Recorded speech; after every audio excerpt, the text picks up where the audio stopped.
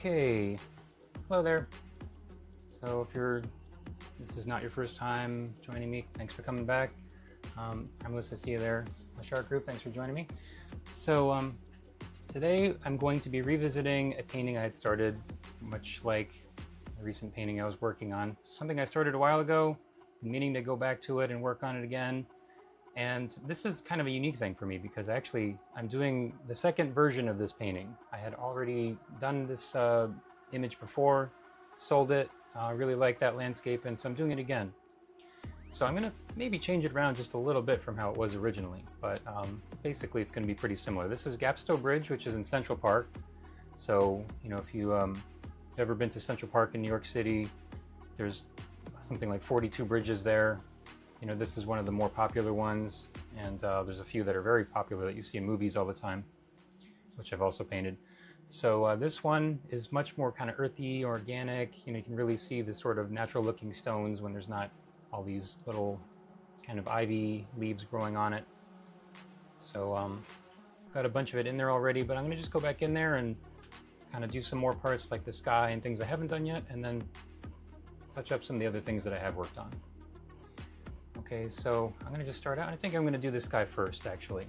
So I generally like to cover up the white space early on. I didn't do it here because it's, you know, the sky is kind of one of the lighter things, so it's not as big of a deal to leave it to later, and then kind of do some of the other things first. But let me just get some cobalt blue out here. And I'm not gonna do a ton of mixing, I'm just gonna kind of get right to it. And so back when I had worked on this originally, the first version, I went and actually did it in person. This is titanium, lead titanium white over here. So I actually set up and was working on this plein air in New York City, and there's people, you know, walking by and stuff, and I had a few prints out, and there was like a kid that ran over and stepped on the prints and stuff. So, you know, it was fun. So, you know, a little bit less of that kind of stuff going on right now, more control. So I can just kind of get to it without having to be concerned about things like that. I mean, it's nice when people want to come over and comment, you know, that's fine. It's nice to see people that are interested. And I'm gonna just do a sort of, I don't really need to do a whole lot here with the sky and the clouds. There's like sort of a hint of clouds I'm gonna be doing.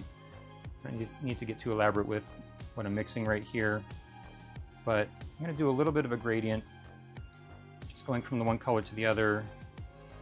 And something that happens a lot of the time with clouds is that if there's any dark areas, any shadows at all, they tend to be lighter than you think they're going to be when you're mixing up the color. And if you're going to use any black, then you want to be careful not to use too much. I'm not really going to use any black here. I'm just going to go from the blue to the white. I think that'll be fine. There's different types of clouds, like cirrus. You don't really see a shadow so much. It's more just, you know, white, or, you know, more of the blue showing through, where it's kind of a combination of the blue and the white. So, but cobalt is definitely a good color for the sky. So I think I've almost got enough color here. Let me just get a little bit more. I'm just gonna take a look at this, and yeah, I think I don't want to go any darker than that really. So get just a little bit more of that color, and then we'll start out. So after the sky, I'm going to be working on that other white area just to cover that up. Whenever there's the white showing through, it just really kind of throws everything off and makes it look less like a real scene and more just like a bunch of colors on a sort of a board or whatever it is. So, okay, I'm going to get started now. And get my brush. So now for this, I think I'll probably use the same brush I used last time. Okay. Still got some green in there. Actually, this is looking a little bit dark. You know what? Just for speed, I think I'm actually going to get a different brush. I could kind of clean this one out a little bit, but I think this other one will work just as fine, just as well. So yeah, I'm going to get a filbert actually, so they're slightly rounded at the tip. Okay. All right, now this is kind of a medium-sized brush, a little bit on the larger side, but not too big. So you can go faster with the bigger brushes. And this one's not extremely firm, but slightly on the firmer side. Depending on what kind of brush you're using, it can really make things go easier and faster, or not quite as much. So that's a pretty good blue there to start out. And there's a few places where you can see the sky is just solid blue. And there's a lot of places where you got just a little bit of cloud. I have to mix up more blue already. I'm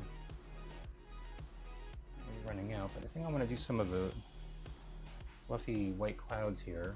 Well, I don't know if I call them fluffy, actually. They're just kind of... The reference picture I have there in the corner is actually a video from when I was painting. It's a still from the video.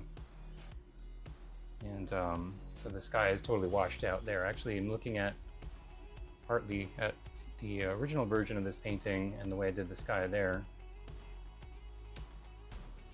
And so I had the clouds kind of as I'm doing them now. Just trying to go pretty loose with them. I don't want to get in there and really do a lot of extremely detailed rendering with them. I'm going to have to get more paint already. It's really not enough. Okay, but it's fine. Okay. So I'm not really going to be using too much white. Aside from the sky, there's a little bit of a reflection underneath here, which I may be putting in from the sky reflecting on the water. Might use a little there, but mainly the white is going to be used up here on the sky. The other areas where I want to make it lighter, I probably will be using cadmium yellow or something like that. So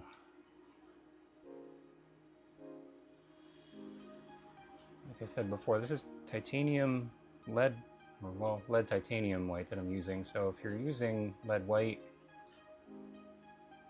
it tends to be, kind of transparent compared to titanium or some other colors. So right now I'm painting over white, so that doesn't really matter so much. But if you want a really bright white, then it's a little bit lighter than just the lead is. And the titanium is, titanium is brighter than the lead. It's more of a kind of brighter white. So the two of them together kind of makes a good combination for this. Where the lead is more archival, meaning it lasts over time much better than the titanium, but when you put in the two together, you get kind of the best of both worlds.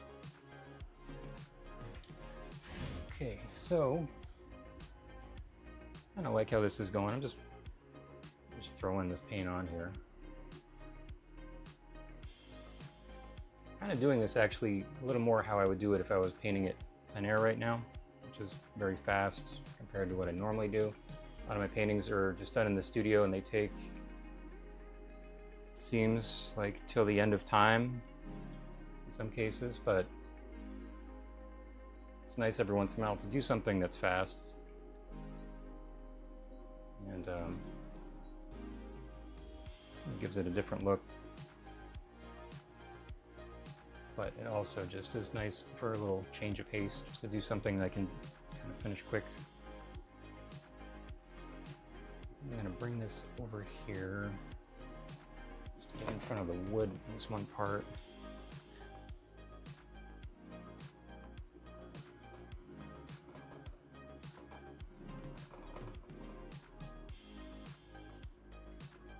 This little piece up here specifically for these little boards to not have a shadow hanging over the top. I'm going to get a little more blue here because I'm getting kind of low. Oh, hey, just 3D Things. Thanks for coming back. Any exciting news with your resin stuff you're working on?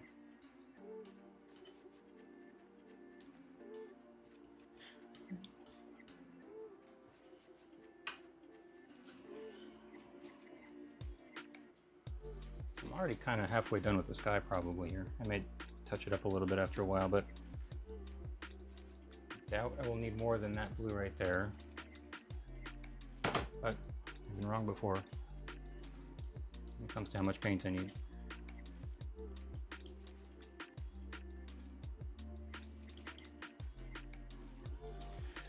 So get a little more blue in there, and let's see here. That's pretty good. Oh, okay. I guess the 3D thing was making me think of resin. Okay. Well, if you've been working on anything that you want to talk about, you could feel free to bring it up. I think you and the resin person were both on last week. Okay, I think that's about right there. So what tends to happen with the sky is usually it's lighter up around the horizon and then it's darker up higher. You don't always see it so much. You can kind of maybe see it a little bit for the way I'm going to do this, but what's happening is the atmosphere is thicker out to the side for the same reason that the sun light gets yellowish or orangish during the sunset. It's going through more atmosphere, and in that case, I'm not sure exactly why, but that's why it changes color, because you're getting a lot more of it than when it's high up in the sky. So it's also the same case when it's everything is still blue, that it's lighter down on the bottom and then darker blue up at the top, partly maybe because you're seeing through the sky a little bit more and you're seeing some of the space up above kind of coming through. Same way when you're painting, if you have a dark surface you're working on instead of a light one, might show through the paint a little bit. Okay, so just 3D things is learning how to do landscapes. It's nice.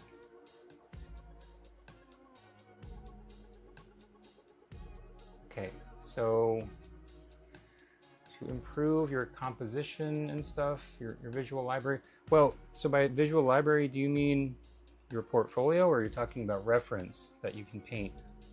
Because it's actually kind of hard to find good photo reference for landscapes, because a lot of the time the light's not very good with things that you find online or whatever, unless you take the picture yourself. But composition, it's a whole thing on its own. Just push this back now.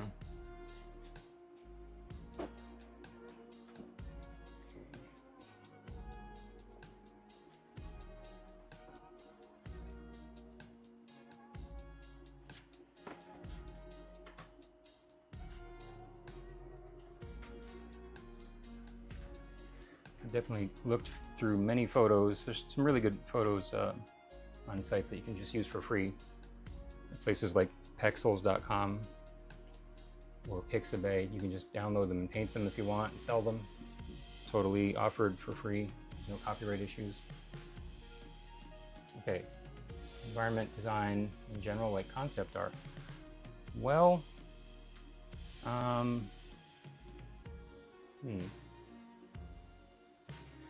I guess I would say, like, partly that might depend a little bit on how kind of fantastic you might want it to be, if you're doing like realistic versus not so realistic things. But either way, I think working from actual scenery or like landscapes, like if you want to go and paint outside, like I was saying I did originally with this painting, the first version, that's definitely a good way to like learn how to do other things that are not necessarily as realistic, or maybe they are realistic but you want to make it up. Once you understand how things actually are, then it's a lot easier to make them up yourself regardless. So you can do that kind of thing if you have an understanding of how it should look, basically. So if you don't have much experience doing anything and you just want to like make things up, maybe you'll just be lucky and it'll happen to come out really nice just from the start. But a lot of people that are doing realistic work, like really like serious work, they do a lot of studying, whether it's the figure, like the human figure, or landscape, or whatever it may be. They'll really do a lot of learning how things generally need to look, the color and the shapes and things like that. So another thing that you tend to come across with like working from reference from real things versus just making it up is you tend to sort of come across things that you wouldn't think of on your own. Like little details, or just the way that light changes somewhere or whatever it might be. And so that's part of it. And part of it is just understanding the way it should be, even if you already are kind of planning something, you set it up or look for something like that. Then the other thing is just little things that tend to happen. Like, for example, I did a painting a long time ago that I just took we went to Puerto Rico and I took some photos there of the big mountain that's in the middle of the island for the rainforest El Yunque. And I combined a couple of those photos and then put water underneath, and it sort of made up a place where I kind of had reference for it, but I changed it around. So I didn't realize at the time, whenever you see the edge of water, somebody had pointed this out to me after I worked on this painting, and then I went back and adjusted it. You tend to have a hard edge there. Like, you tend to have like either a darker or lighter part or whatever. There's something that tends to be there that really separates, the above part from the below. And so I kind of started looking at, images of water and land after that, and I started seeing what the person told me was true. So that was something I didn't realize on my own, and if I was just looking for an actual reference, I would have been able to see that. So I try not to really, I think it's not a bad idea to kind of make things up necessarily, or kind of put something interesting in there that you don't really have in real life. But I try to get reference whenever I can, at least to have, get me part of the way there to whatever I'm doing in a painting. So I don't know if that helps. Maybe not. But it all comes down to just understanding the way that things actually should look, regardless of whether it's something you're actually looking at or making up.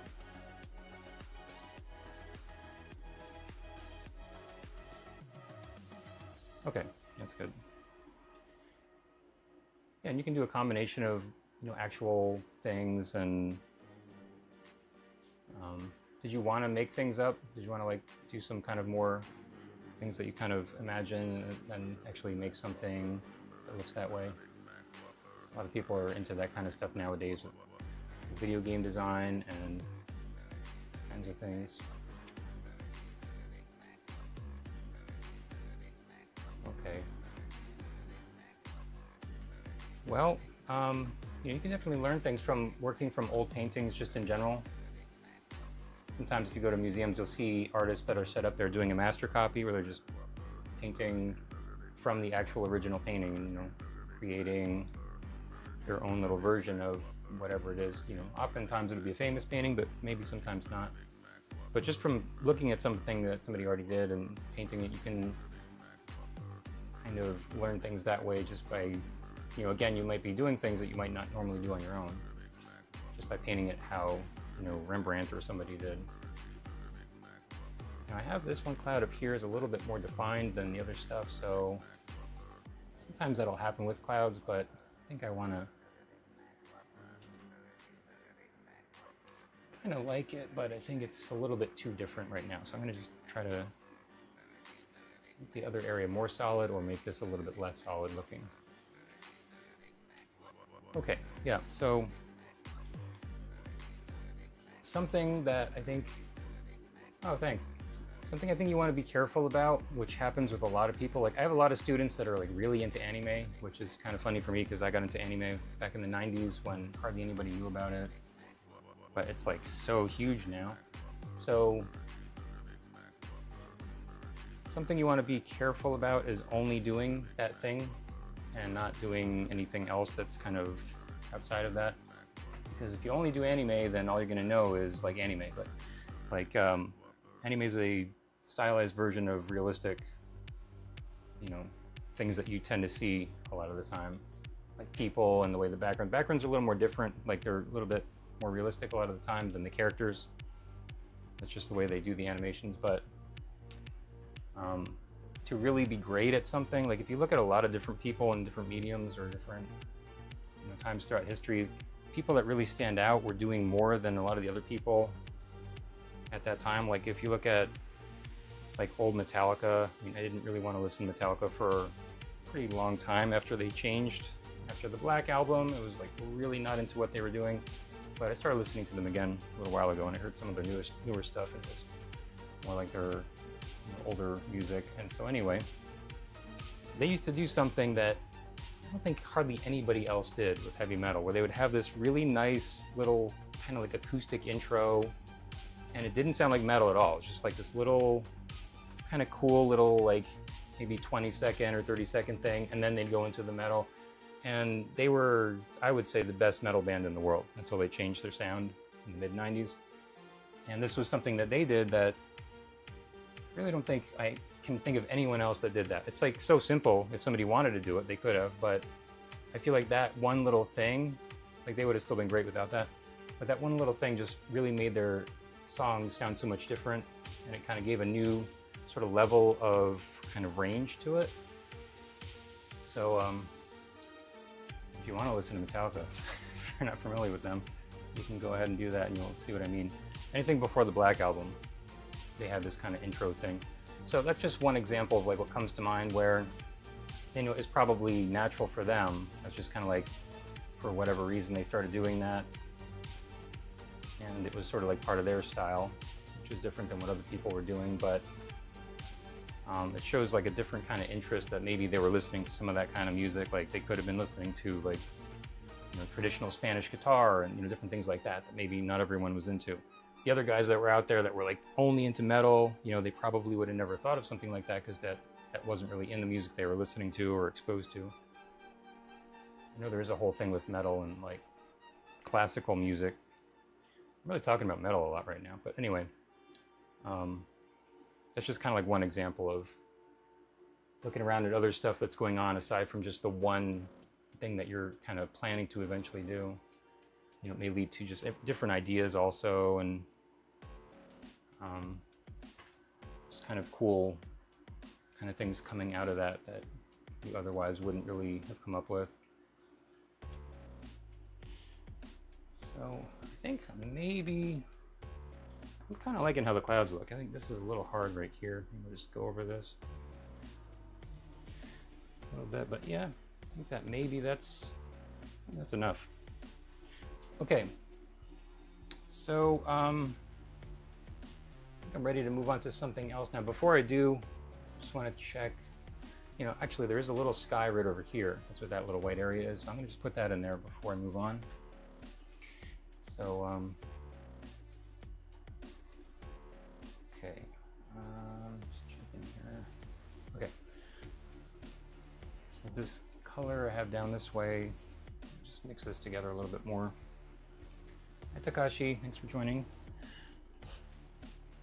So as far as composition goes also, it would be maybe, I don't know, there's different ways of going about that, but I used to be really into an artist named Keith Parkinson.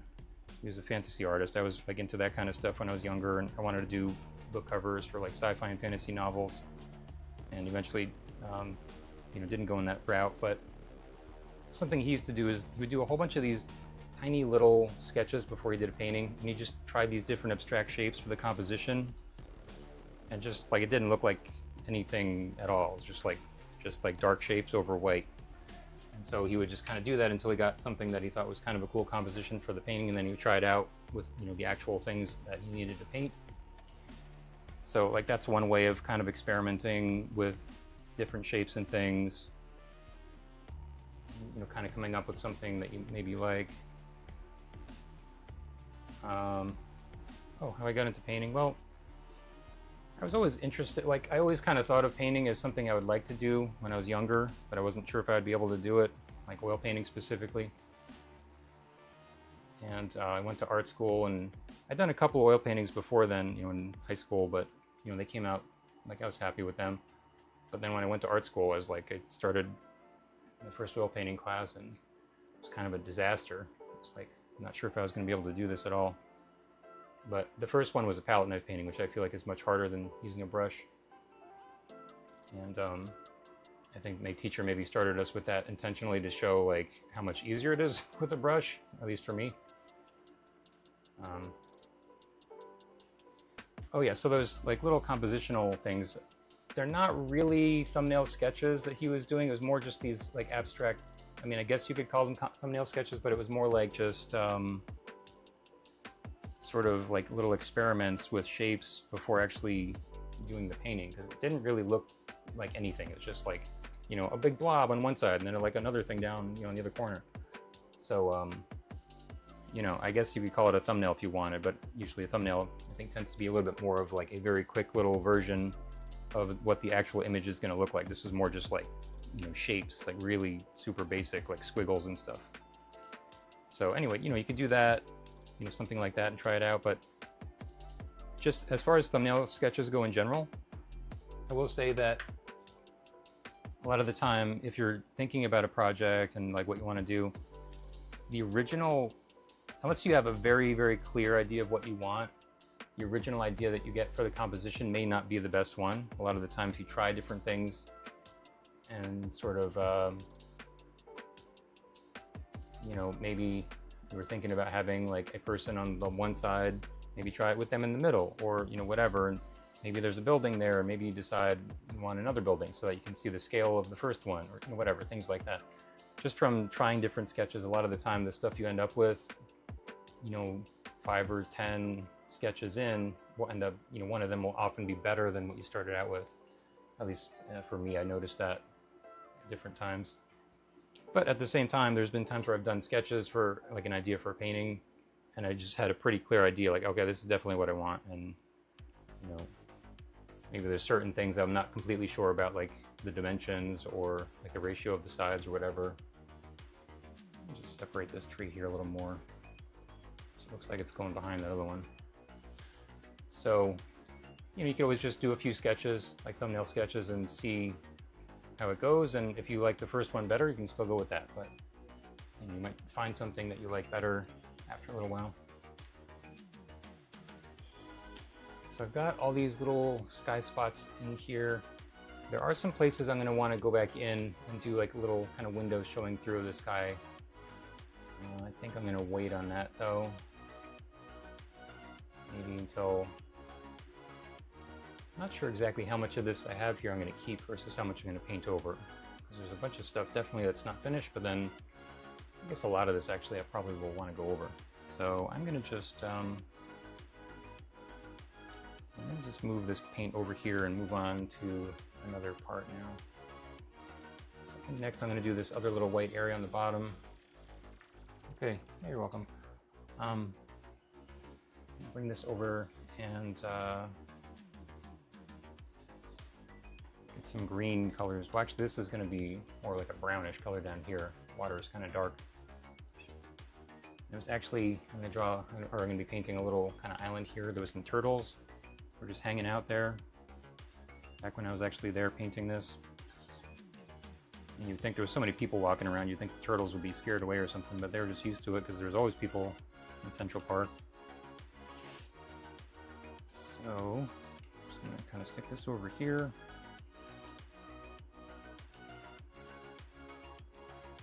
And I think I'm going to get some, you know what, I have a new brown that I got a little while ago. I think I'm going to try that out for this. So this will be a little different brown than I started with. Doesn't really matter though, because I'll be painting over the brown stuff anyway. Go get it.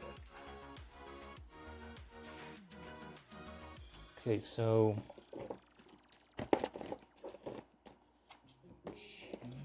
okay. So I have a French burnt umber, which is not as dark as Cypress burnt umber, which is what I'm used to using, which is almost black. This is more of like kind of a just kind of standard brown type of a color. So I thought it was really nice when I got it.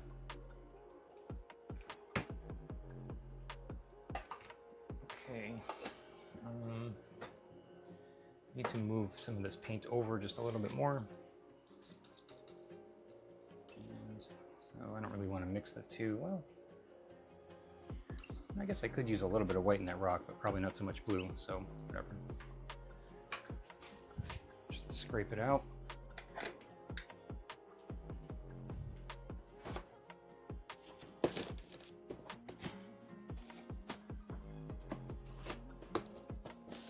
The drawer is really full of stuff in here. I reuse my paper towels, by the way, over and over again. I always feel bad about wasting paper towels, but you know, once they dry, it's not a big deal to just wipe the paint on them again.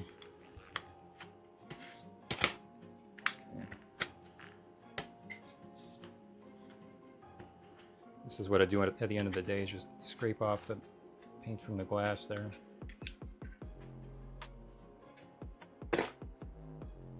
All right, so now I'm gonna get out this brown.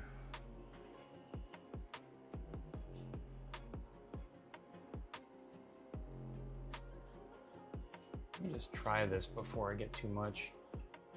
I think it's gonna be a nice color to use for this.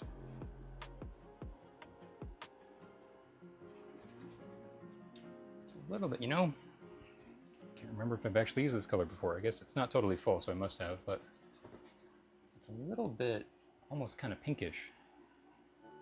It's kind of like close to a burnt sienna kind of a color. Oh, will I be reusing the paint, like the paints that are left over at the end? I mean, like that's what the aluminum foil is over here. I just have some paint from last time. Actually, now that you mention it, I might be able to use some of that stuff that's in there. Let's see what's, I don't even remember. It's, okay, so there's like some green, some yellow, so I could probably use that in a few places here. But yeah, you just put your paint in some foil like that. It'll last for a really long time if you get a nice seal around the edge. So I think this brown is nice, but it's actually a little bit kind of not in the direction for what I want for this painting. So I need something a little bit cooler. I mean, I could just like mix some stuff in there, but I'm gonna just get a color that's a little closer to the water as it is right now anyway. This one's a little bit reddish. So I think I am gonna get the burnt umber, the other one, which is around here somewhere. Okay, here it is. There's a little bit of green down here. It's kind of like the reflection of the bridge up above, but it's pretty dull, so you don't really see it too much. So this is what I'm more used to for the burnt umber. So I'm pretty sure this will work, and it's just very dark, so I'm obviously going to be mixing it with something else. So just kind of switching back and forth between the actual photo and the painting that I did before. And there's some places in the photo you can see like the bridge on the side or down here are very dark, which I didn't really do them extremely dark in the original painting, but might add a little more contrast there for this one. And you know what? I think actually I'm going to change the water. So like when the photo, or whatever the photo I'm using, which is a still of the video from when I was actually there painting, the water is a little different from the time of day that this video was shot compared to when I painted some of that stuff in the water. So it looks a little more green than how I painted this last time. So I think I'm going to make the water a little more greenish than I originally did. So maybe I'll just take some of this paint over here and see what happens. It's pretty light green there. There's a couple colors going on. I think this is actually looking pretty good for what I want.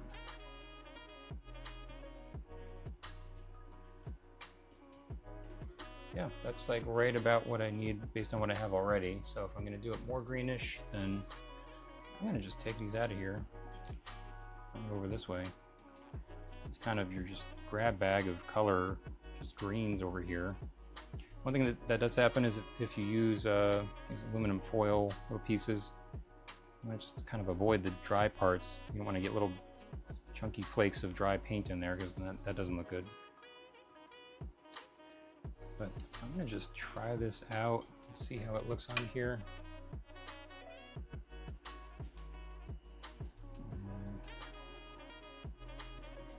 I always feel like some people use very few colors, just like they only have like maybe like 10 tubes of paint or something.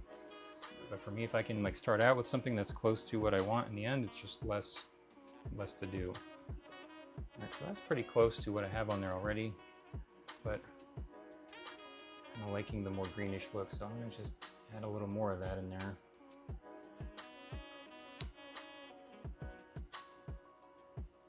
So I'm just getting this with my brush instead of mixing it because I'm not really sure exactly what I want yet for this. I'm gonna just kind of grab this right from the green. There's not even really much brown in there. Just put it on and kind of liking that. I'm just doing all kinds of weird stuff today. This is like, I don't like painting things more than once usually because I feel like the first time I do it, so much goes into it that I'm like, after that I'm like, okay, I'm good for the rest of my life with painting that. Like I don't want to do that ever again. But especially painting a little bit faster, it's not as big of a deal. I mean, some paintings really, take a lot out of me, but other ones, not so much.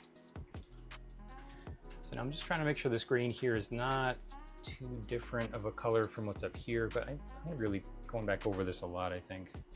So I'm not crazy about the way this color looks right now. It's like it's fine. Kind of got this little reflection of the arch down here I'm going to put in. And want to try to get the shape looking like it's mirroring what's happening right there. So it doesn't look too different. So it's supposed to look like a reflection, not just some strange shape in the water.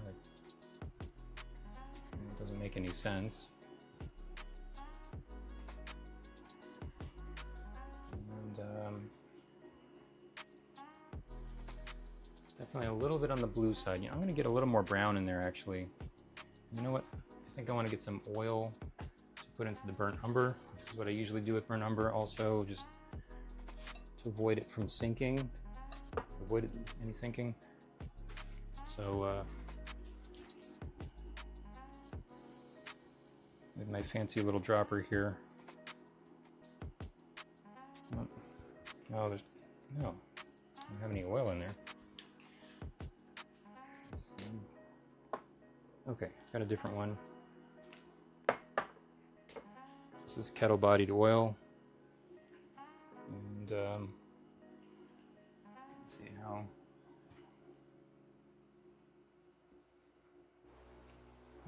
I got it just filled a little bit in there on the bottom, so if you put too much in, then it kind of gets too thick.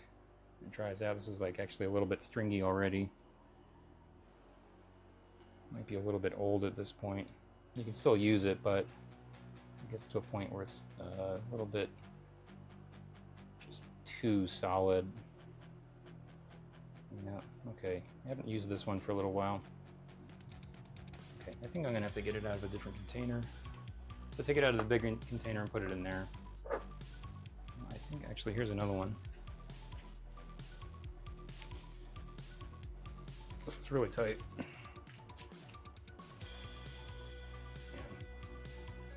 Can't even get this thing open. I'm having a hard time with this oil today. Okay, so I'll just get the bigger container and use that. So this is the kettle bodied oil. Just that's what it looks like in the container when it's that's where it comes from when you order it.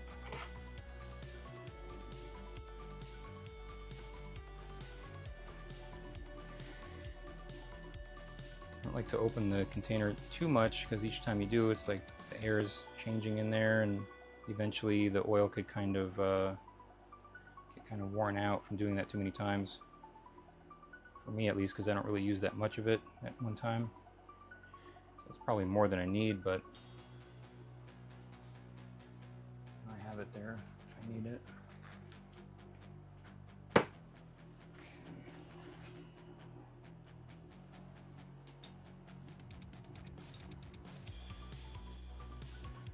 The consistency is a lot like honey.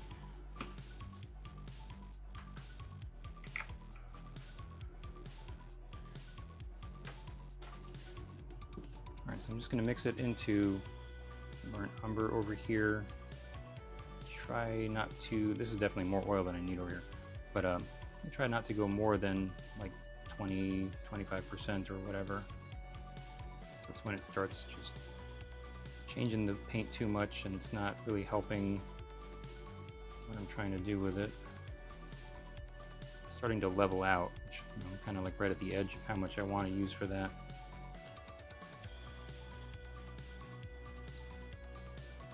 Okay. All right, so now I'm going to just take some of that, bring it back over here, and I want to just maybe add a little more brown to that green that's on the painting right now.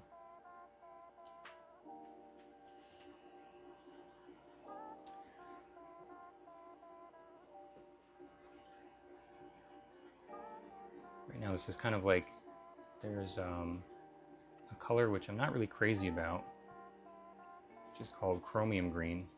It's a little bit like that right now. It's kind of like a military green, but in this context I'm actually liking how it looks. Just want to make sure the color fits everything else around there.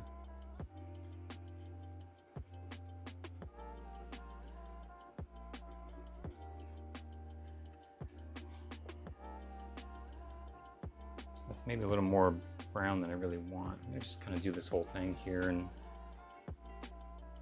see how it looks. There's gonna be a little reflection here from, there's kind of a bush over here.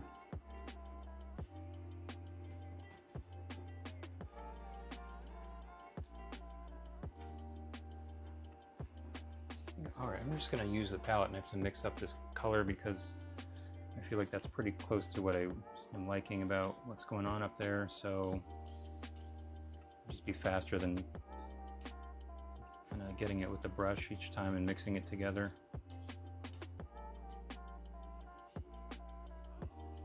You know what you can do if you want to get really crazy here?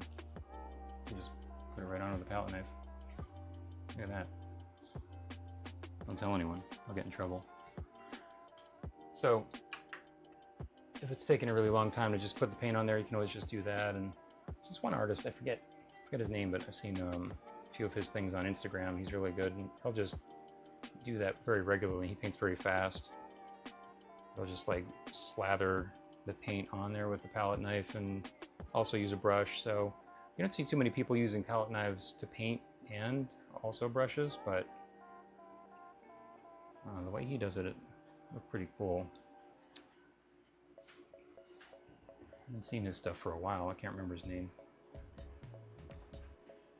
I just feel impressed when I see people that can paint really fast. It's like I was saying before, I usually don't. I mean, going kind of fast right now.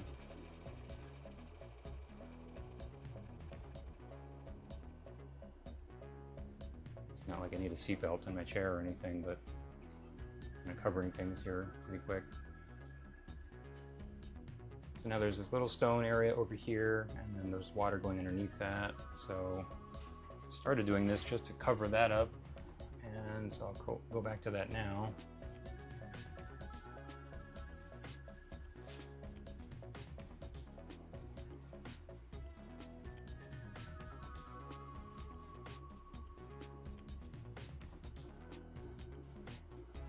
Got these little bush things over here. So you know what? Actually, now that I'm really looking at this, the little stone, like a little island thing off to the right, that's not actually over here, that's over further to the side, so...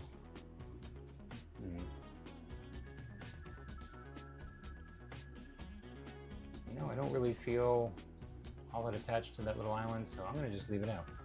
I don't really feel like doing that. I'm going to just paint these little bushes that are on the side. That's just fine with me. Then again, yeah, because there's a couple bushes down on the side of the bridge over here. They're reflecting into the water. You know, I think I'm going to just do them. Leave the island out.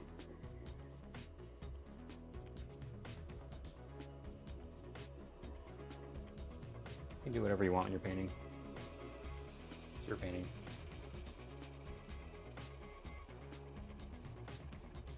Doesn't mean it's going to look good, but you can do whatever you want. Hopefully it looks good. I'm going to mix this paint up a little bit more.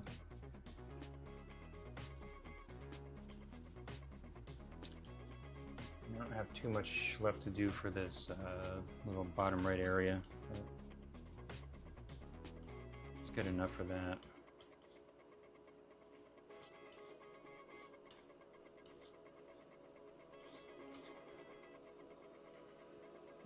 Hey Shital, thanks for stopping by. I'm revisiting an old painting I had done before, and this is my new version of it. So it's kind of like, I think maybe it was Duchamp who did Nude Descending a Staircase. It's a famous painting from like, I don't know, 1908 or something. Did this painting and then sold it, and somebody really liked it and wanted him to make him another one, so he did it again, but it looked completely different than the first one. So I'm not going to do this completely different, but it's a little different here and there than the original version I did.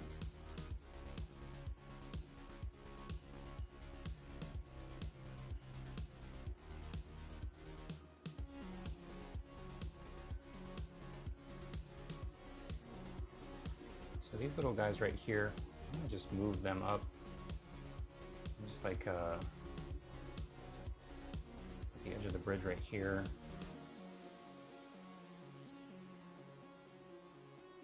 Just going back over them all together. I'll have a little reflection in the water there because I think that looks kind of nice the way it is in the reference picture I'm going by now.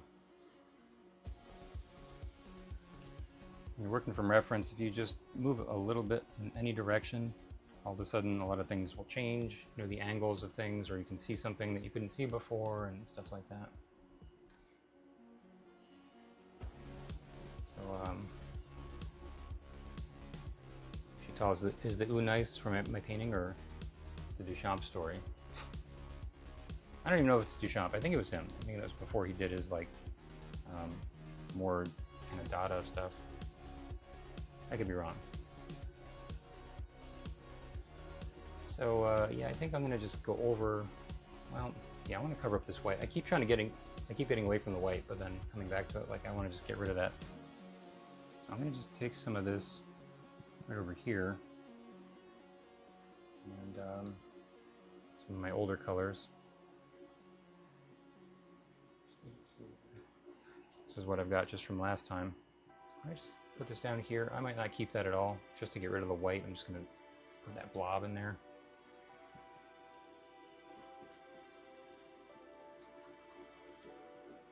There's a very good chance I will get rid of that, but now that the white is gone, I feel better. It's like you want to start out with a white surface, but it can kind of be overpowering and just take away from everything else that's going on. So even though this doesn't look like a real scene at all right now, it's still got a lot to do. It just seems a lot better already, just without the white right there. And you know what? I'm gonna get some black because a lot of the time, like in the old days, I used to use dark brown or like the burnt umber instead of black. And I kind of got to a point where I realized the black really, at least for how I paint it, looked pretty good in landscapes. It kind of added something that you didn't really get from a dark brown. I'm gonna put a little black over here.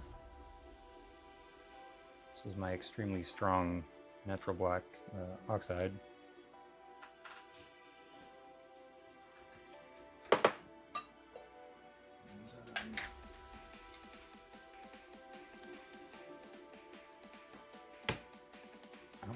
I don't want to go too crazy with it, but there's some dark areas over here and down this way I'm going to use it for.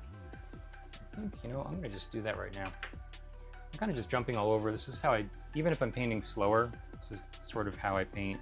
It's like, I guess you could say it's kind of an intuitive way of painting, which is weird because I didn't realize I was doing this for a long time. I mean, I kind of did, but I didn't think about the fact that it's kind of an intuitive way of working because I'm very planned out a lot of the time with what I'm doing, which is not really, it's kind of the opposite of intuitive working. But I'm pretty left brain, right brain, which I think probably most people are just more one or the other.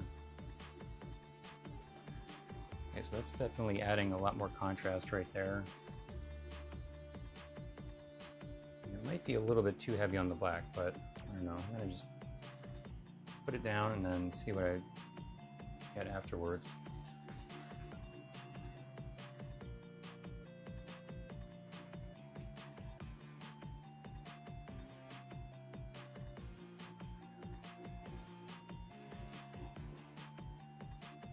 just 3D things.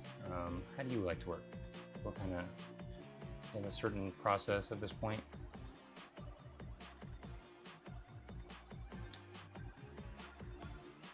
These little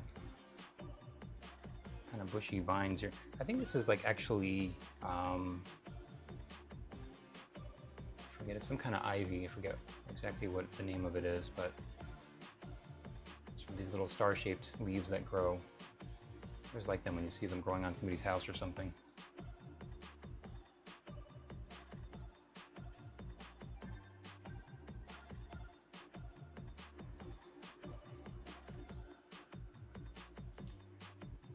I'm going to definitely be changing this tree up here also. You see there's some subtle changes in the colors with some of the plants. And I'm going to add a little more light down this way also. It really helps with the reflection. It's pretty dark right now. I'm definitely still looking at a lot of different things here that are going on, which I can adjust. It's really, you know what? I'm going to get some more of this black. I'm sort of surprised I'm using as much as I am because it's so strong, but I'm gonna get even more. Whoa, okay. Just a whole bunch of oil just came out, so I have to separate that now. All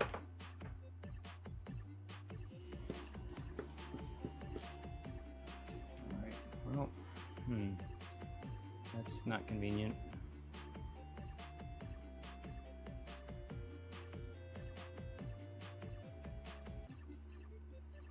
Put that to the side and deal with it later. But that was a lot. It's like a little lake. You don't want to get too much oil in your painting because it'll just turn yellow.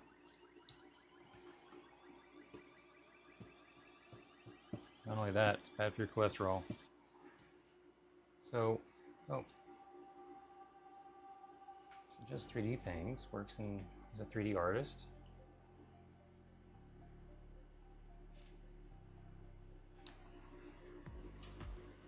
Okay, well, I think if you're working digitally, like digital is really big right now. I tried doing things digitally years ago. I have a Wacom tablet and, you know, it's kind of cool, but I just personally definitely prefer kind of the traditional way of working. I think it's, I don't know, certain things I feel like are a lot harder digitally because if you're using one of the things where you can draw directly on it, I think that's much easier than, like, I have an older tablet where it's just, there's no screen on it. You just look at the screen up you normally look at, and you're just drawing in a different spot. So, oh, hey, Sneak Pea.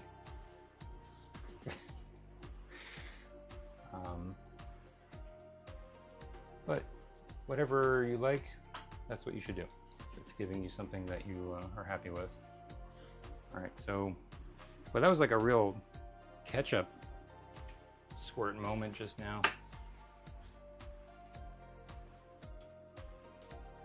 There was some company that at the end of shows, like, somebody was like squirting out ketchup and it was like a big blob that shot out. I forget who was that. I used to watch a show in the 90s, I think, that was part of the logo at the end or whatever. So I'm gonna get a little bit more here, mix it into the green. I don't want it to be too heavy, so kind of being careful about how much I use here. Christina, hi there. It's been a long time since I've seen Christina. This was actually my original painting. Well, Christina, I'm redoing this painting I did a long time ago. We were on an art tour together, studio tour. So I might have had the original one on that tour. I forget exactly when I sold it, but I'm just doing it again. This is my new version. You might say it's a remix. Not that I would. Christina, what have you been working on? I haven't seen anything from you lately. I haven't really been on Instagram too much though.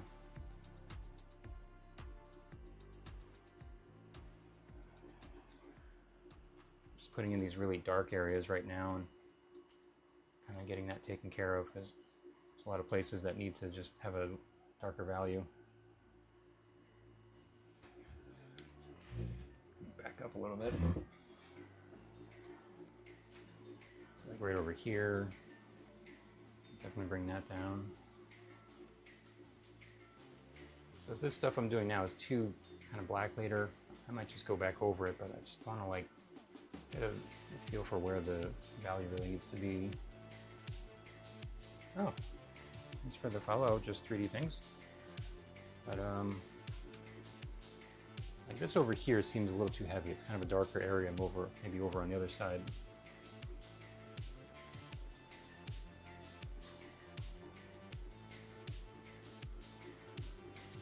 There's a few very small little spots here where there's a dark shadow, but I'm not going to get too involved with that. So I think I've got most of the darker things kind of in there now. I think a little place right over here I could do some more. Can't really tell exactly what's going on right there, but there's like a dark shadow happening at the very bottom of the bridge.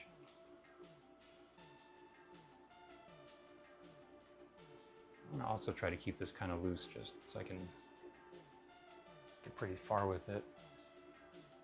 I've already been doing this for an hour today.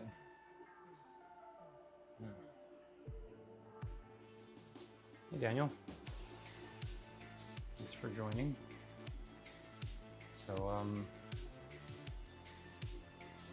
just darken this right over here since I've got this dark area above. I want to just make sure the reflection is kind of looking similar. Of course, with the reflections, you know, you don't really always have things as dark, depending on how a few different things about the water, how shallow it is and how much the sun is sort of showing up down there with any algae that's going on or whatever. But whatever it is that needs to just match up. Got a nice little highlight hitting the edge of the bridge over here. I'm going to put that in there, I think, and a little bit. And you know what? This edge right here, I feel like that shape needs to go out some more. It's just, it was too vertical. And maybe just a little more than that. So the reflection is going from this side here over to this side, not the underneath part. I feel like that maybe can come over a little bit more also. So it should be a symmetrical shape on top of just reflecting what's above. It shouldn't be too kind of lopsided down there either. Sometimes you can get some ripples in the water that'll make it look kind of like that a little bit, but probably will look stupid in a painting, so I don't want to do that.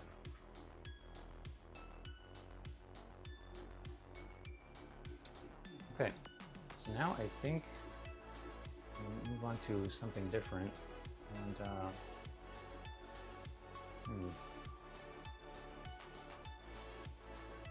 go in a bunch of different directions. I think I'm going to actually darken this before I keep going, because this is definitely a little on the light side right now. I'm going to use my burnt umber here, put that in. It's going to definitely help because the light is kind of coming from the left side, kind of around here. So there's not really too much that's reflecting to light this area up underneath here. This is going to give the bridge a little more weight probably. I just don't want it to look too kind of basic right now. As it goes up to the top, I think I'm going to use some of this black over here also. It's one of the few places I would have it maybe a little bit less mixed than some of the other areas I used it. So maybe something like that. And I'm gonna need to separate this right over here. It's kind of just all blending together a little bit too much right now, but I think I feel like what I want to do is just go in here and adjust this part. So I need to get more green soon, but for right now, I'm just going to reduce, reuse, recycle from last time, and then some of this stuff up here.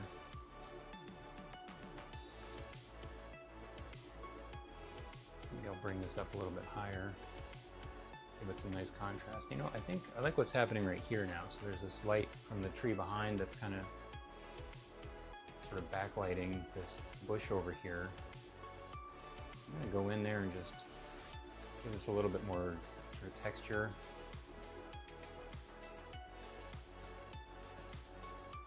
This one down here, I'm going to do the same. I got to make sure the light or kind of the color here doesn't look too different. They seem like they're about the same type of a plant, maybe. Not that anyone's going to know the difference.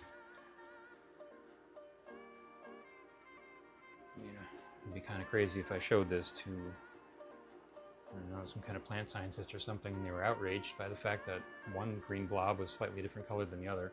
But there's all different things that can have a shape close enough to what I'm doing right now that you wouldn't really be able to tell as I'm doing it exactly what kind of plant it was.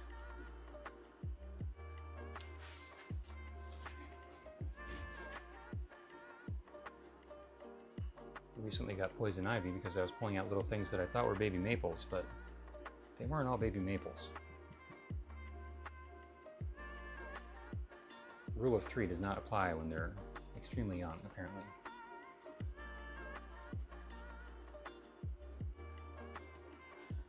Okay, and I'm getting rid of some brown over here, and this doesn't really need to be brown at all. I think that was probably my original kind of base color I just threw in there. So I'm getting rid of it.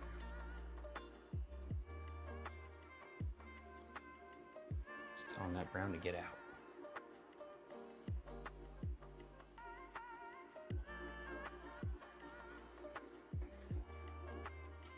I'm kind of liking this edge right over here, so I think I'm going to leave that. And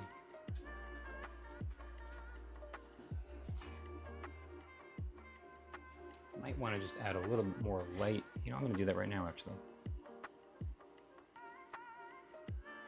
A little bit of these little kind of spots that are catching the light over here. You know what? I'm just about out of that yellow. I'm going to get some more. But you have these little pieces of things. They're almost like cloud shaped, where the trees are, or bushes or whatever, kind of growing together in kind of larger shapes. And just sometimes you get the light on an extreme angle. It's sort of accentuating that a little bit more.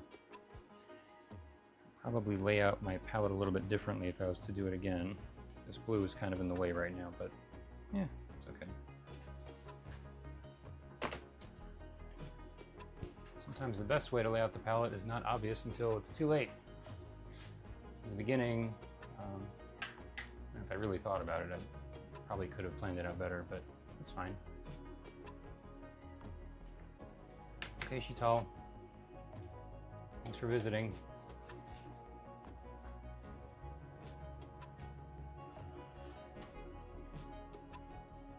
So, I'll just put this in here.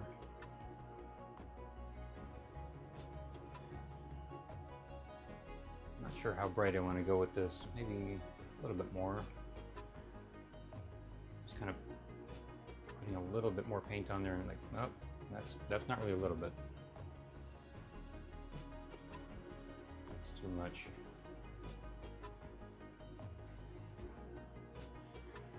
This is definitely, I'm squinting a lot. In case you're wondering why I'm making angry faces at my painting. So just to see how things look in a more basic way. Be careful not to overdo it with the detail here and just going over things to the point where it's just kind of blah. It's like you have to make decisions with these things, especially with something natural like this, where you have certain things that are going to sort of stand out and other things that'll just kind of be more sort of blank or in the background or whatever. But with too much going on, it's like, watch this Project Runway. Tim Gunn's not on there anymore, but sometimes he would just look at something somebody's working on and go, well, it's just too many ideas. And I've got to just pick one or two. So this could be the kind of plant version of that.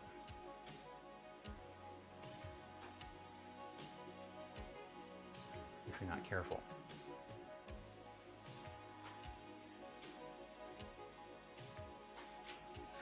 Okay, so it's a little bit extra light, but I kind of like what's happening with that. So I'm going to try to just very subtly light or darken it.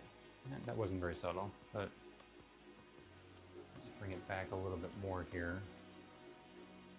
Just tapping the surface, not really doing too much to it. Yeah, it doesn't really look as good now.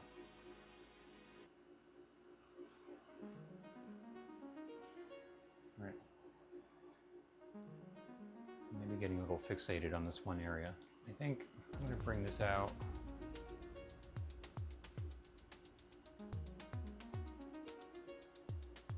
And extend this to the left here some more.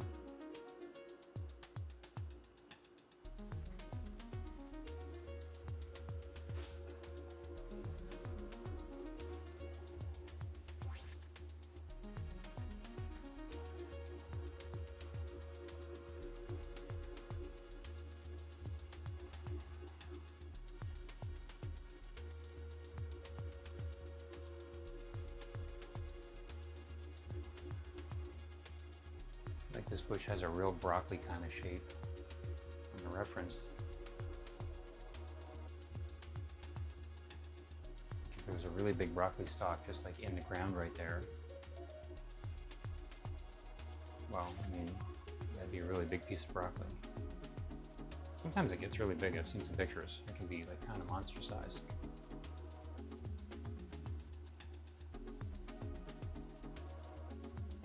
Also cabbages.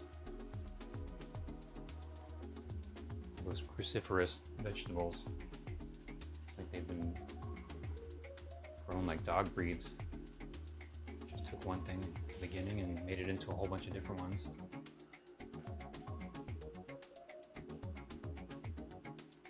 So we've moved on from heavy metal to vegetable dog breeds.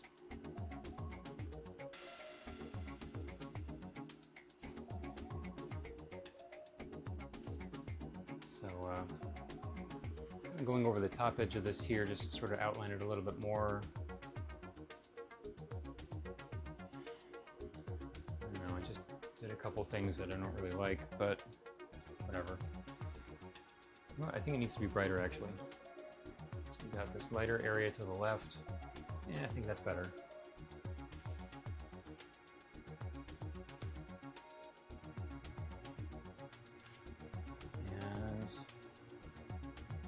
A little weird down here. I'm not sure exactly what's going on. I'm just going to kind of throw some random shapes on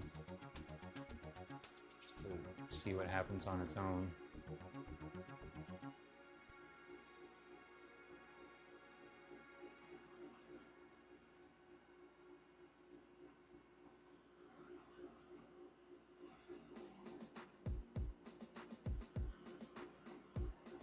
Get some more yellow out.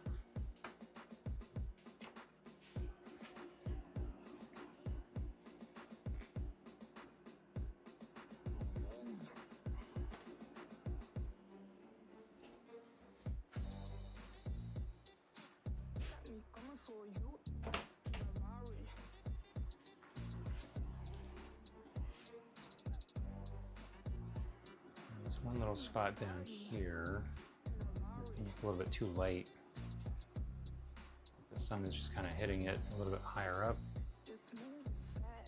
So I'll just darken this here some more, getting some of the green, not the black now. So I don't need it too dark. Just enough that it's looks like it's sort of on the side. Like the light's hitting something on the side instead of on the top.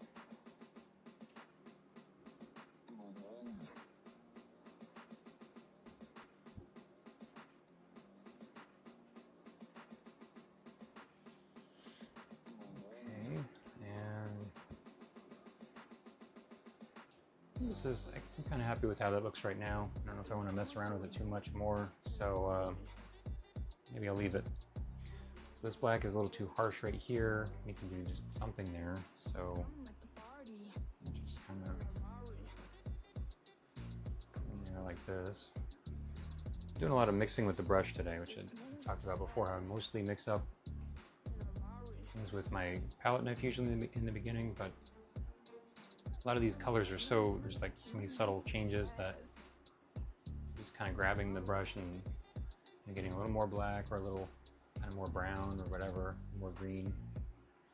So you can only mix up so much with the palette knife. I mean, I could get the variations I'm using now with that, but I'm not even really sure what I want. I'm just kind of like looking at it and getting it for each part I'm doing. No, that looks worse. What? Actually wipe that off. I don't like it.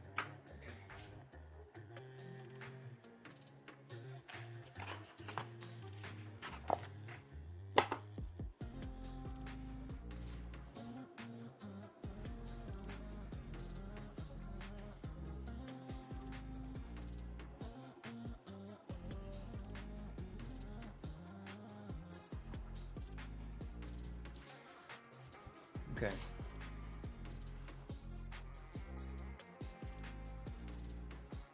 Actually, I'm just noticing the top of the bridge here really actually is going to have to go over more in that one spot right there. So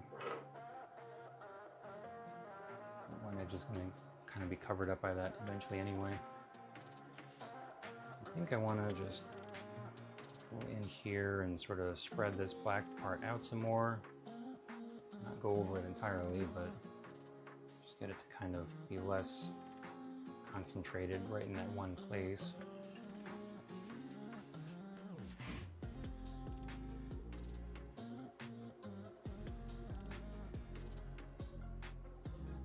Giving it a little bit of sort of texture here, these leafy kind of things going on. You know what? I'm gonna just sort of outline that little bush on the bottom also by just going like this here. We'll get some more brown in it.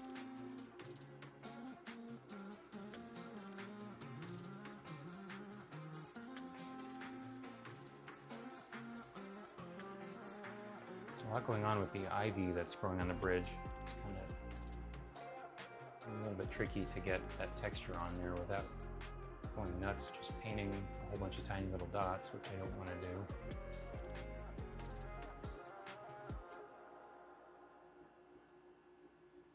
I think that's not quite enough.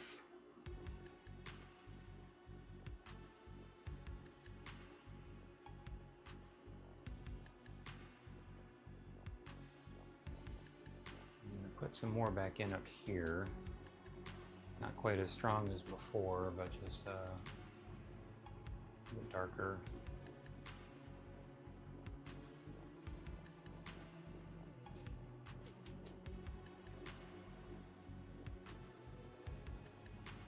Giving it some texture.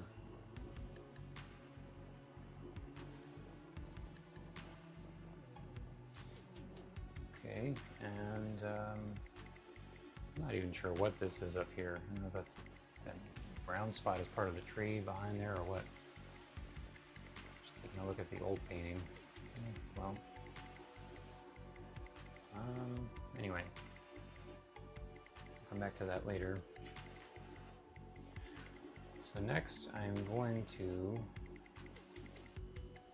add a couple little dark patches down here also to give it kind of that look like we're seeing into this kind of larger shape for this plant.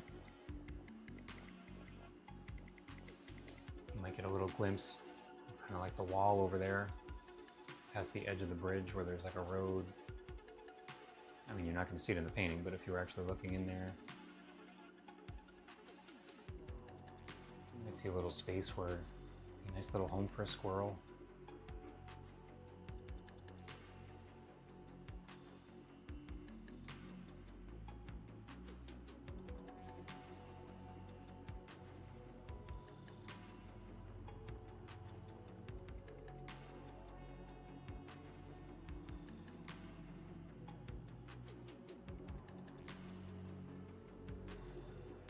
I want to go a little bit darker right there.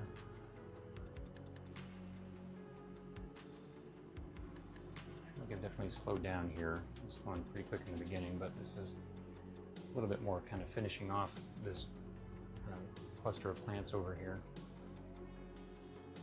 So I think that maybe I like that the way it is. I'll put a little bit more right here, So it's out on the side where you're not going to really pay much attention to it. And yeah, I think I'm going to move on to another part now. So I kind of feel like I want to do this reflection down this way. First, I'm going to push this edge of this plant here over to the right some more. Since I've got the dark color on my brush, I always think about like what color's on there, and if I'm going to use just one brush, then it's more convenient sometimes to do whatever I'm doing with that color before cleaning it off and moving on to the next one. So I just cover that up. Doesn't really, there's nothing that actually is supposed to look that way, but I kind of like it. I don't know, I think I'm going to just bring this in a little bit more here. Sometimes you see like nondescript things, especially in a landscape. You can't tell what it is, but you know, it looks nice anyway. I'm going to just leave that like that. And I'm going to also kind of work towards gradually getting lighter again. So I'm going to just get some of this green, go over this part here. It's a little bit darker than I was planning on, maybe like that. And over here, I'm going to cover this up.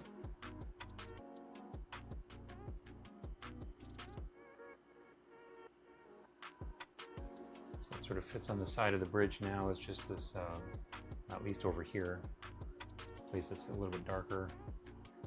It's one edge of the tree over this way. It's not really reading. This is actually like a tree branch, I guess, or something going right there. It's not really reading as that at this point. All right, so I'm gonna just wipe off my brush a little bit.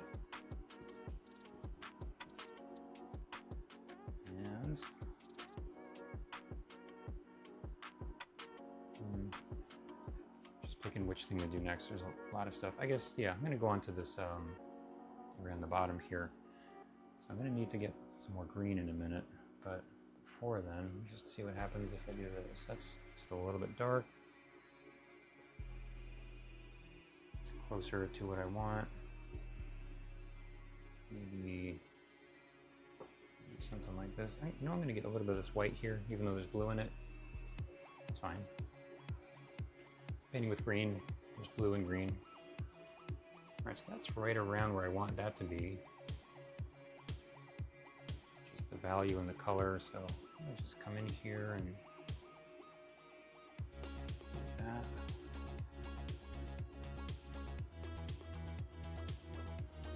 Painting pretty thin right now, so another thing that happens when you're just mixing the color like this with the brush instead of mixing with the palette knife. There's this little dark edge right here, which is kind of cutting into the reflection actually right over this way, so I'm gonna maybe go back in there and wipe that out or something. But you're not going to see this area I'm doing right now go all the way to the edge of that reflection I did before, because there's that shadow happening right there where it's just going to be blank.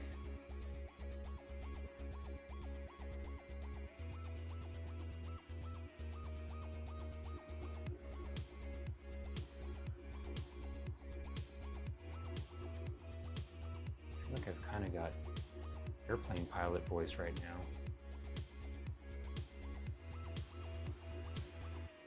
Not sure how detailed I want to get with this. There's some little kind of ripples happening right there.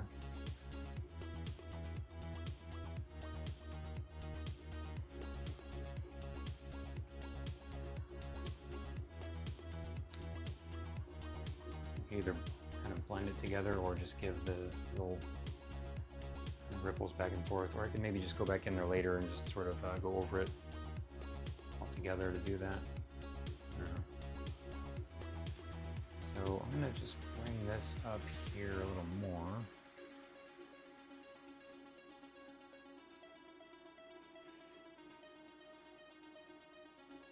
Just comparing the original photo again. Or the original painting, I mean. Had a reflection here, but it was not the same as what I'm doing now. There's actually a little piece of the sky showing through right there. I could actually, you know what, maybe bring that part down over the bridge some more. I'm gonna have to clean the brush really well for that. Oh, you know what, I've got my other brush. I'm gonna just do that right now. So I've got this blue here, and it's gonna come down over this way.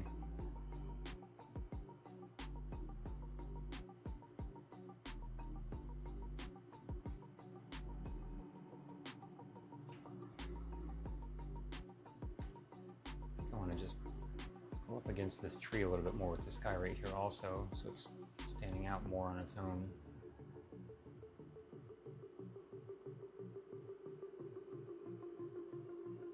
Can definitely be useful having more than one brush for painting the sky and things like this, which are very different than the other colors you're using. So sometimes I'll do that, sometimes not as much.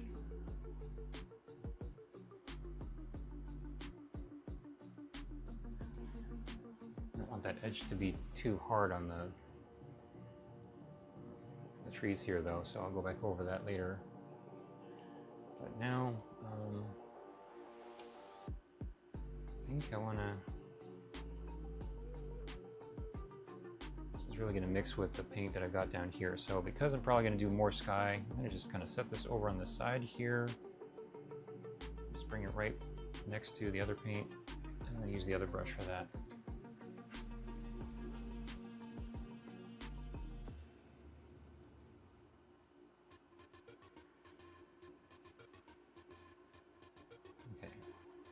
Not really showing up as much as I planned on, so I'll load it up a little bit more here. Okay, that's looking better, I think. Not sure, it's not really completely below this part right over here. Of course, that's how it looks on the reference I'm looking at, so that's a little unusual. Just bring it over some more over this way. Definitely, in general, want to have things just directly below whatever you're looking at when they're reflecting in the water like this. Nope, I'm just bringing all this over here. I'm going to need more. I'm going to use my palette knife here. Okay. It's really bright right there. It's actually maybe a little too bright. No. Just go back over a little bit here.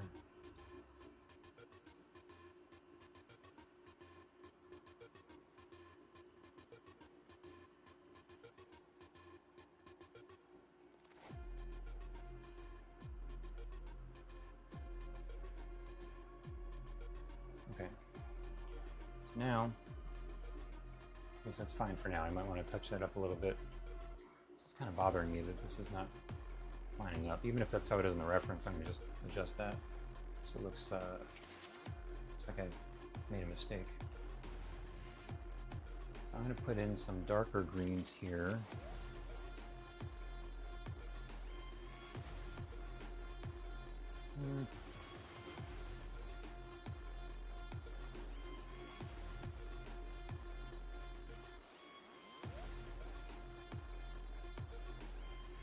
That needs to get darker still.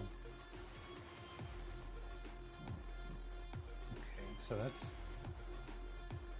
looking better.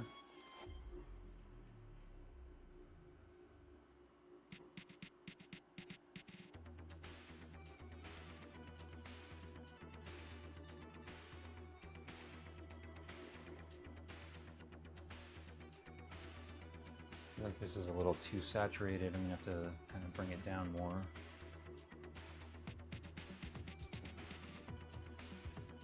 Turn it down.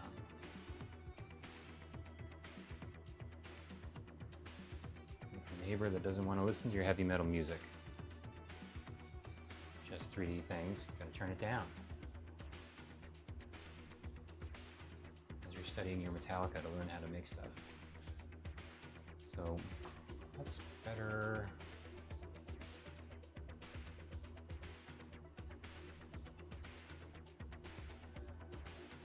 I got a bunch of different little things happening in here.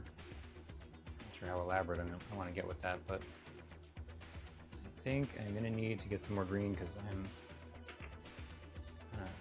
running out here.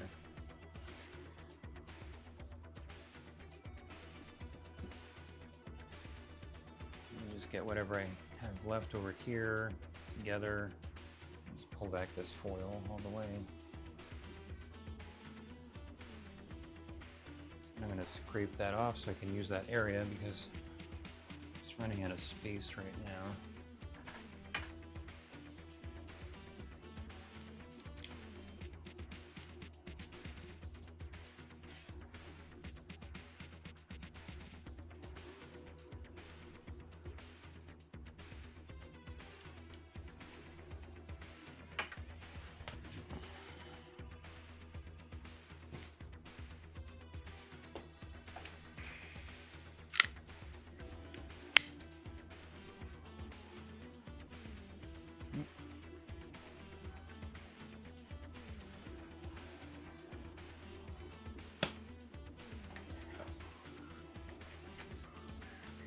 If you get a dry edge around the foil when you're saving your paint like this, it'll be pretty hard to scrape off of there, but it's fine. It's just right on the side.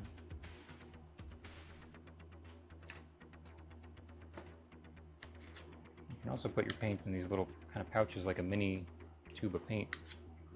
Done that before, and then you can just squeeze it out.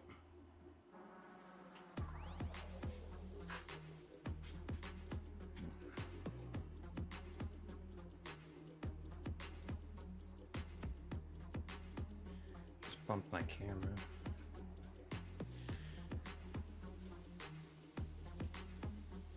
Okay, that's great. Okay, so now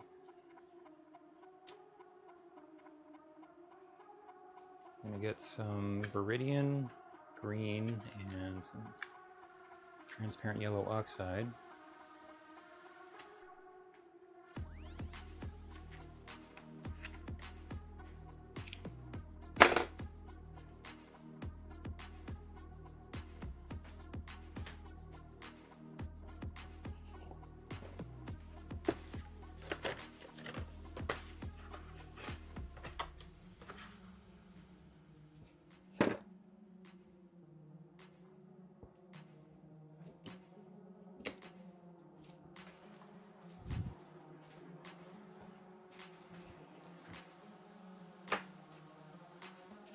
Really got a lot of paint tubes all over the place over there.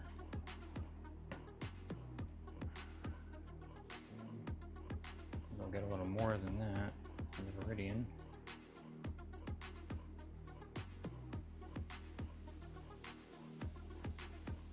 That's not really showing up on my camera, but it's just off to the side. So I like to use this combination for a lot of my plants.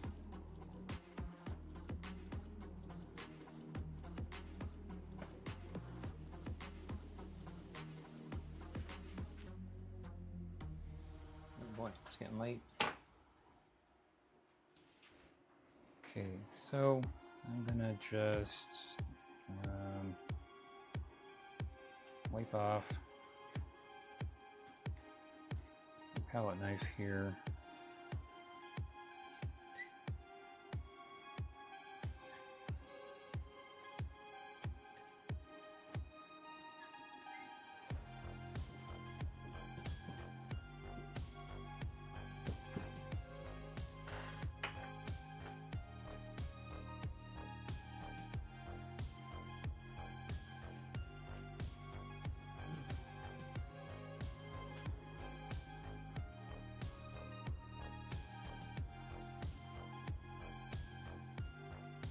I want to get a good balance of the transparent yellow oxide and the Viridian so that it's pretty earthy green, not too overly bluish.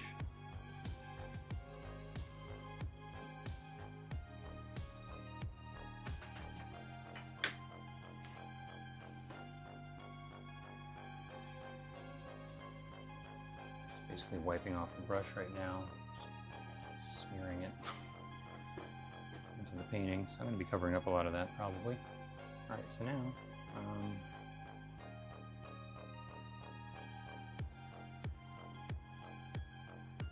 bring some of that more detailed area in.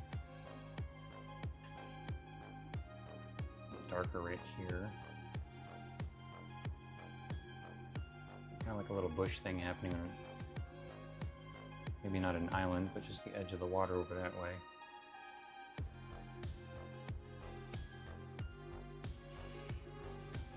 There's a boulder over here.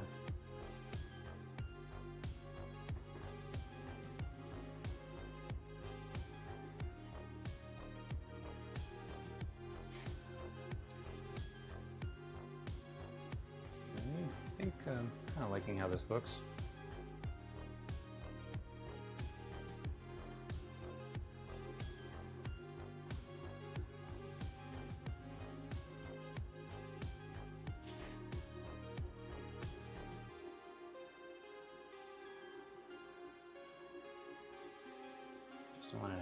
I don't want to have these shapes be a little too outlined in the reflection here.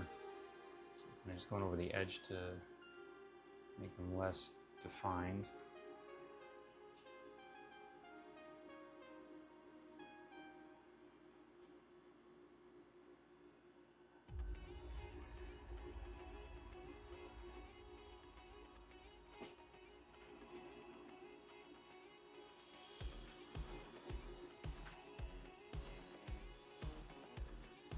It's just going to be kind of dark on the right over here.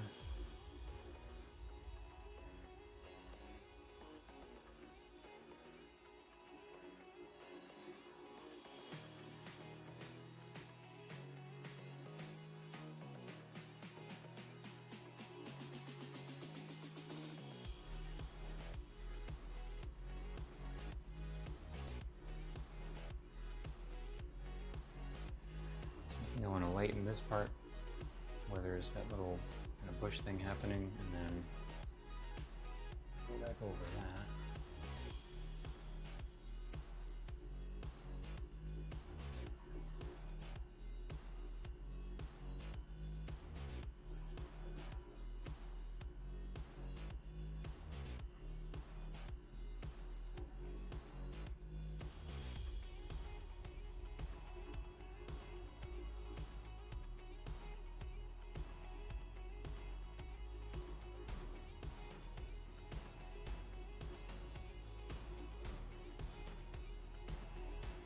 The light area behind the bridge right over here, just kind of outlining it in that, I think, kind of a nice way, but I don't know if it's a little too bright. I might just be going over that too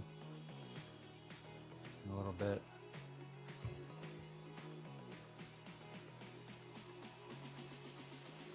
Doesn't need to be too brown right here.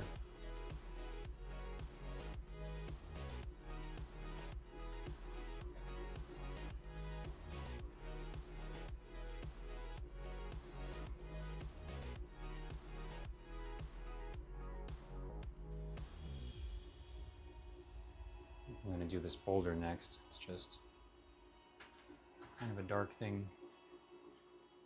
Can't really see too much of it, but just sitting right over there.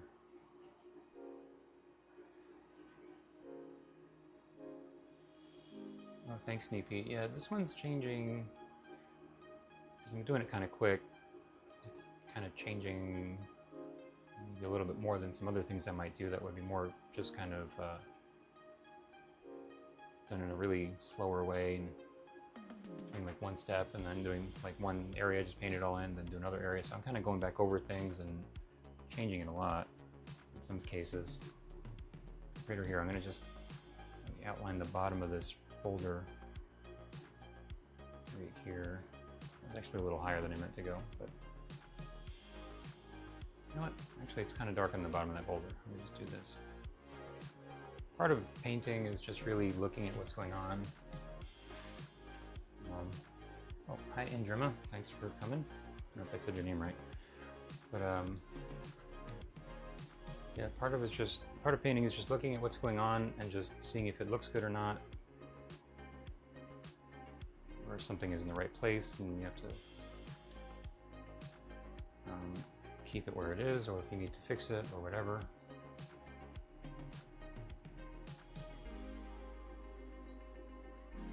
So some of this stuff is pretty dark over here. It's kind of tough to tell.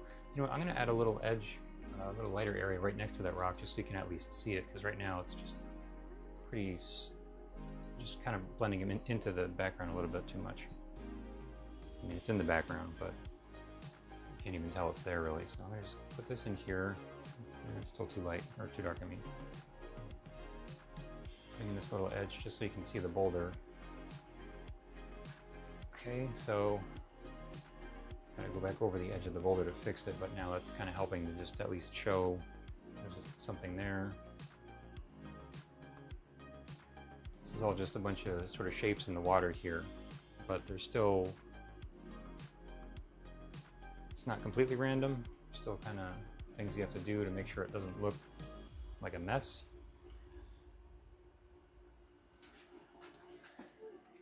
Maybe it does look like a mess, but if it works in the image, then that's fine.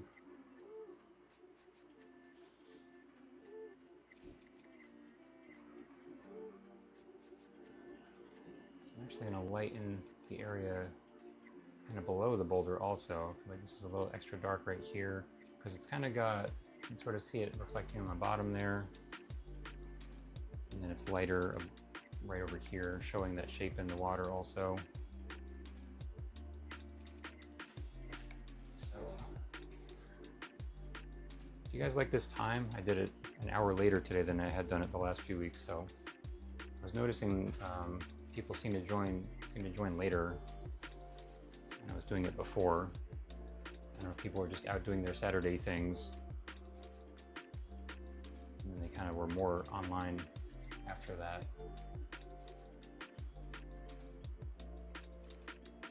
Plans not to just go on and talk to myself for a couple hours. But why should today be any different than the other day? So I'm going to just go over the edge of the boulder here again, because it kind of went in a little bit too far just now when I was outlining it right there.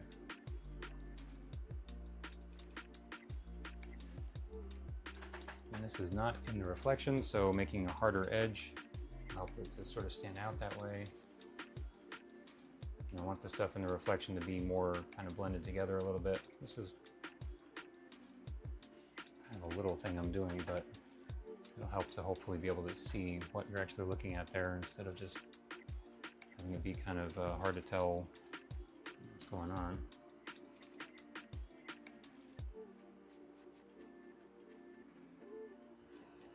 Just wanted a tiny bit darker.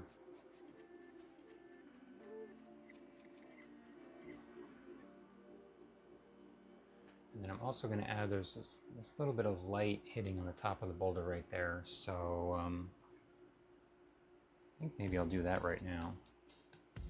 It's kind of similar to what the light that's hitting over here. So I have this light coming from behind underneath the bridge. The way that the references I'm looking at, there's light hitting that spot right over there. So I don't know if I really need this as much. I'm doing it where the light's hitting over on the right. In fact, you know what? Oh. My brush just flew out of my hand, so got paint in a couple places where it's not supposed to be. I'm gonna actually mix that one brown that I had got out before with some white. I think that will be a nice color for the place where the light's hitting the rock and also the bridge.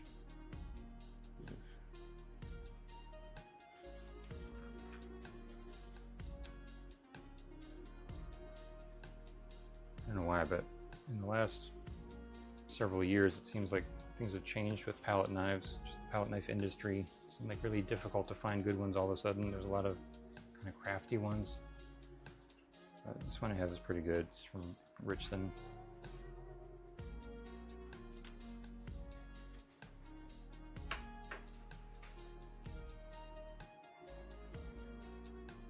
Got a little paint over here also.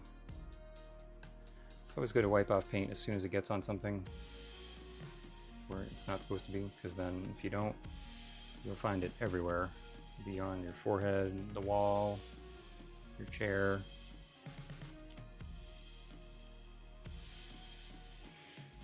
Okay, so anyway, I'm gonna go in there and mix this color up for the light part hitting the rock. Oh, I have oil on my hand. I don't know how it got there. There's a lot going on over here. Okay, so anyway, so Sneak Pete, what do you have going on? Anything today? Doing anything exciting for your Saturday night?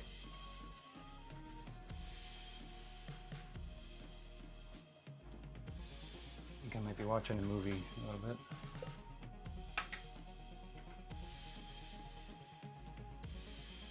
I just watched The Boys in the Boat last week on Amazon Prime. It's a good movie. Gotta say, I'm not really interested in crew all that much, but it was a good movie about a bunch of guys in crew rowing the boat. All right, so now I'm gonna mix up that light brown color.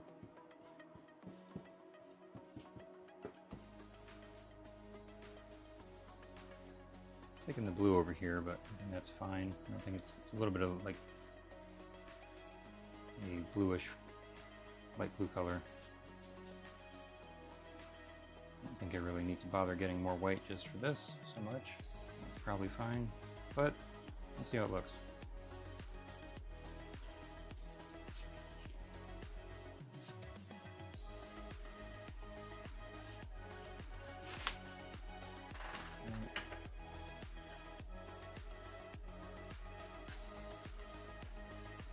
So I might want to switch to a smaller brush for this, but I'm going to just keep going just to save time here. Bigger brush I've been using. Let me just see what happens if I put this in here. No, it's a little bit more than I meant to put on there, but I guess that's not too far off.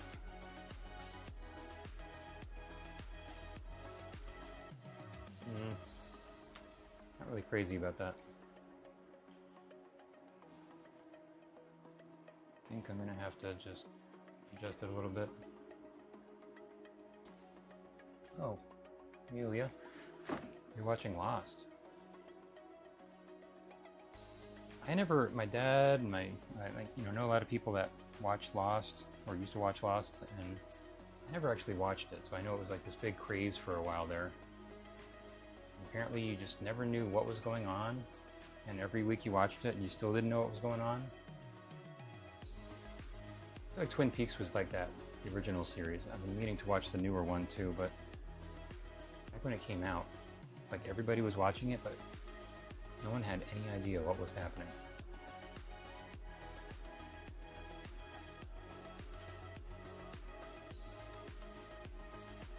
I watched Twin Peaks again, the original one, a few years ago. Well, the first season, I never got to the second one, but I want to watch that too. I think if you liked it the first time, you probably will still like it today.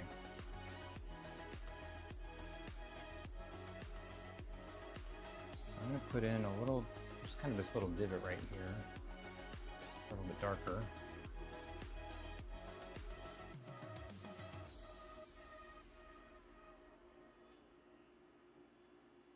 So at the end of Lost, do you ever, you never even find out what's going on, right? Like it just kind of ends and it's like, you're still clueless. I think that's what I heard.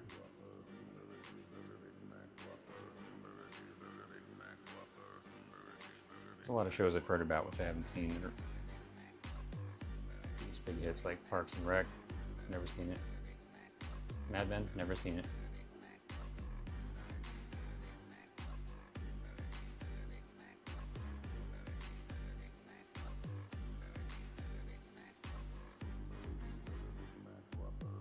There's a couple other ones I've heard about.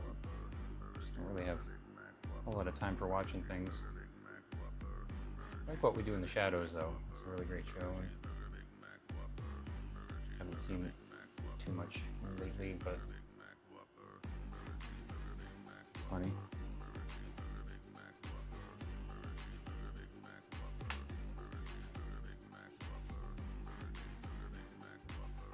sneak peek, Home with a Hubby. Okay. You did also watch Lost. There were never 8. Was that a line from the show?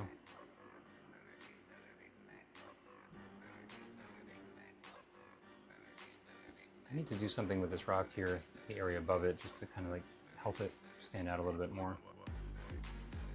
I feel like it's just kind of getting lost back there right now.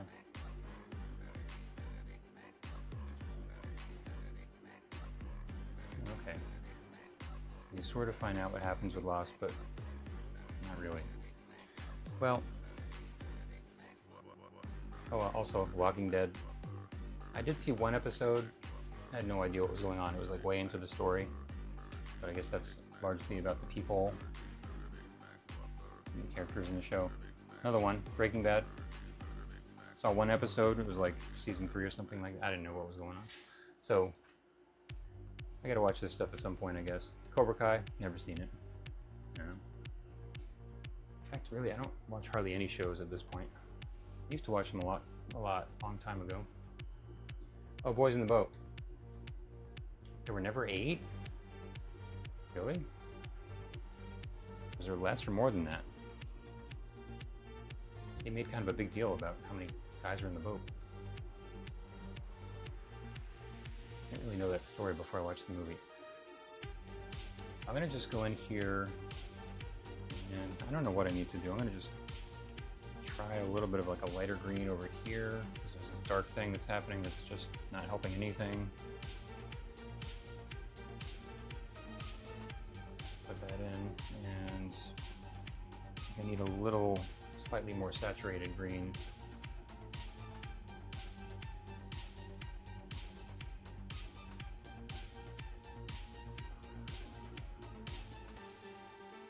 Like the Boys in the Boat, that was kind of like, just watched Air recently about the shoe. Like, you know, do I really care about the history of a sneaker? Not really, but it was a good movie. Some things in there I definitely didn't know, like how much it kind of changed the industry and just stuff in general that was going on back then that's a little different now. Oh, they acted as one, right. I guess that was the final line of the movie. It's not really a spoiler, but yeah. Movie. I was thinking about like people that kind of find a way to survive right after World War, well, one and 2, I guess, you know. So what was that? Yeah, that was World War II. So like compared to things now, young people have got a different situation than we had in the 50s or in the late 40s. So, you know, good for them in some ways, but also just very different outlook on life.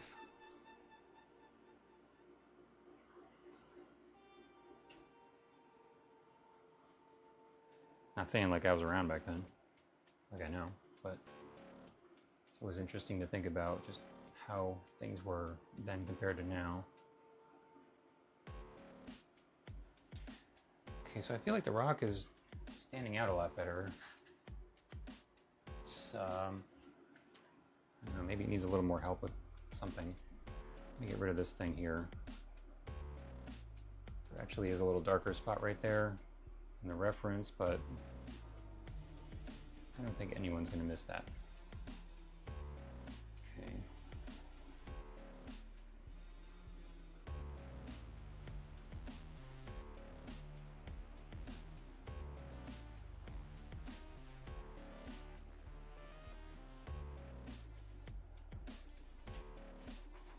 I feel like rowing in crew seems like one of those things, like to me, like, I don't know why anyone would actually want to do that.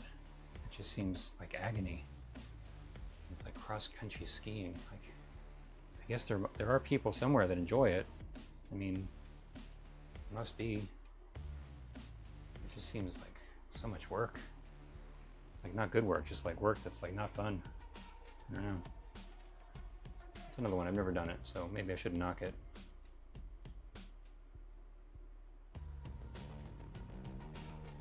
There's this kind of little grassy patch over here I'm adding in, but I don't know, not really liking how that looks. I gotta do something with it. Oh, Harry and the Snowman, or Harry and Snowman. I'm not sure if I've heard of that. Sounds kind of familiar. Did I say familiar? Familiar? Haven't seen it.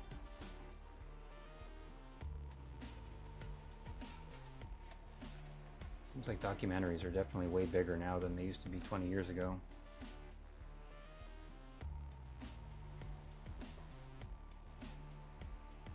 At least more people are actually watching them. Back then, it wasn't happening so much. Really great one was My Teacher, the Octopus. My Octopus Teacher, whatever it was. Yeah, that was really good. Very surprising how intelligent they are. I mean, like, I'm not surprised, but at the same time, I'm surprised. I think lots of animals are way more intelligent than people think.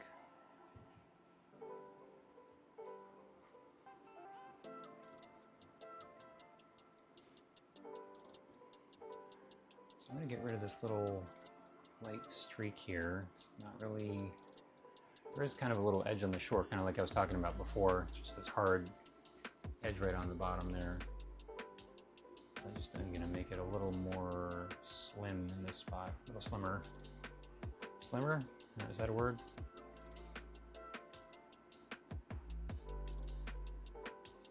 Down here, I'm going to give this some more shadow on the bottom also. I think after I'm done with this little area, that's going to be it for today. You know, folks got things to do aside from watching painting all day.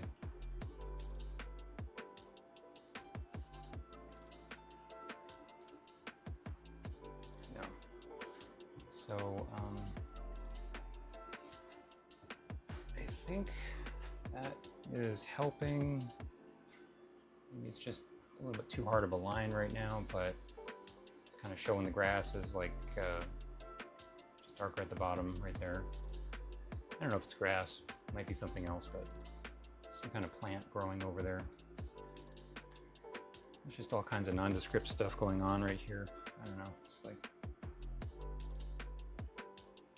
gotta try to find some kind of way to make it not look like a big mess.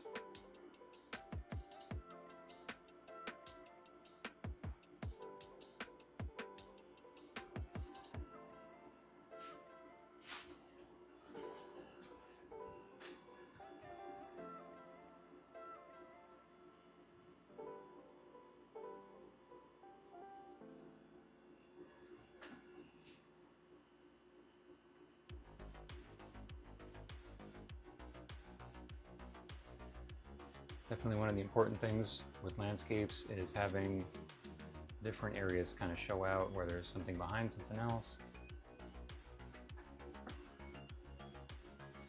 Well, Sneak Pea, I'm glad someone's chuckling. My random comments that I'm making while I'm painting blobs of green things. So, I'm going to just highlight the top of the grass here a little bit more.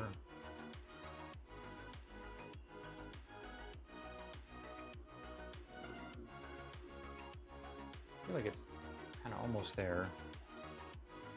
It's starting to kind of come together here.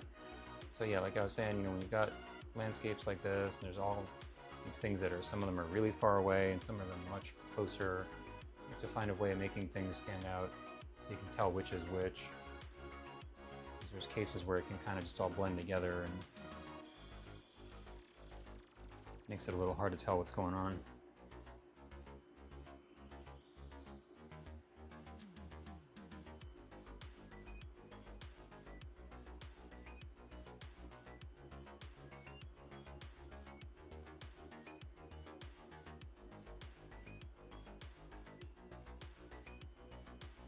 Kind of liking how this yellow part on the right looks now with the other stuff I'm doing, so maybe I think I need to lessen it a little bit, but it looks kind of nice just with the way it's going into the grass area, so maybe I'll just cut it down a little bit on the top.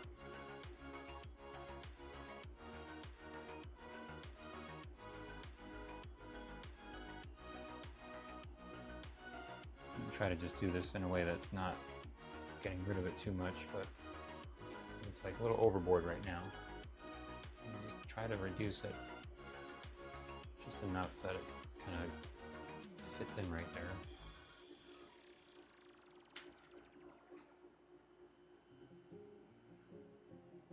So Julia is saying Breaking Bad is also great.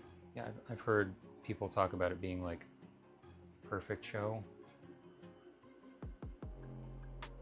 Oh wow, didn't like Cobra Kai. I mean, that's. Are you the only one? Everyone keeps talking about that show like it's the greatest thing ever. No.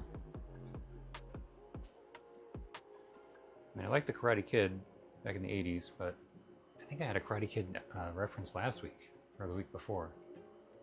But anyway, I haven't seen the advertisement for Cobra Kai, so I have no idea what it's even like at this point.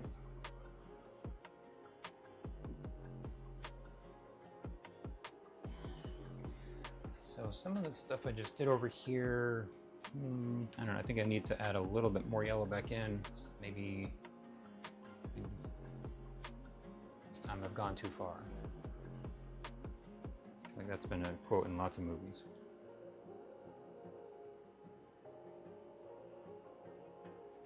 Remember there was a trivia quiz one time, a long time ago when I was in a theater before the movie started, and the phrase, "let's get out of here," was in, I don't know, something like 70% of the movies created in the 70s, early 70s or something.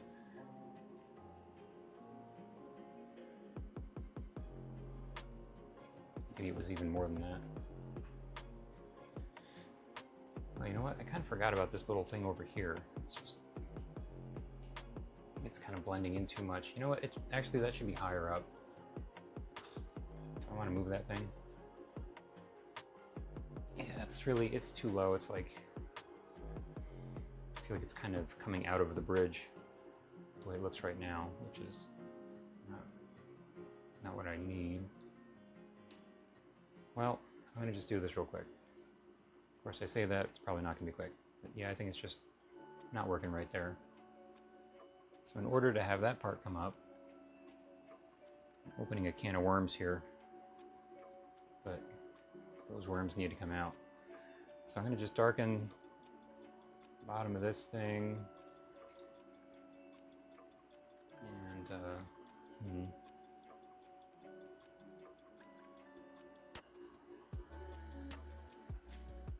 And, well, that doesn't look like the reference, but I'm kind of liking what's going on here.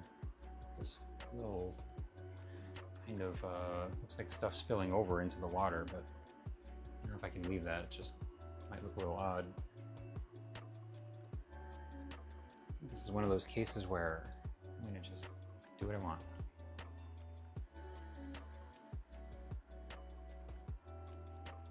So if I'm not doing what I want here, what am I doing?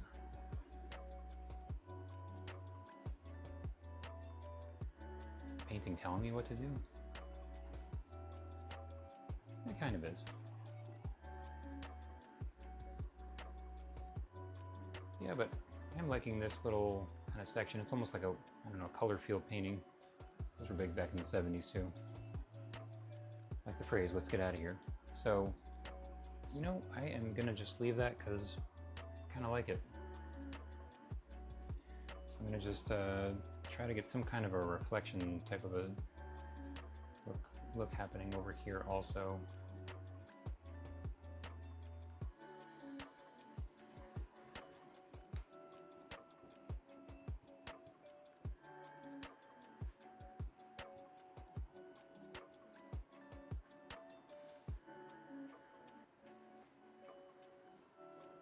I remember the first time I ever heard about Breaking Bad was on a podcast called Stop Podcasting Yourself.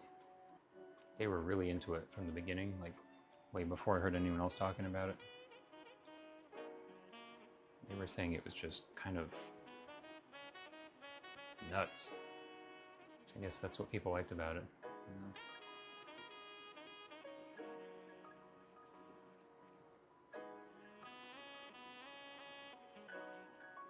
did finally get into Stranger Things, you know, long past most people, like when most people did. I really like that. It's crazy that they're taking so long to come out with the next episode, or the next season, next year. It's like, why did Cameron take 12 years to come out with the second Avatar? I don't know. He was doing stuff with the ocean and building a school, so maybe that was part of it. Hi. Oh, hi, Shunsuke. Thanks for joining.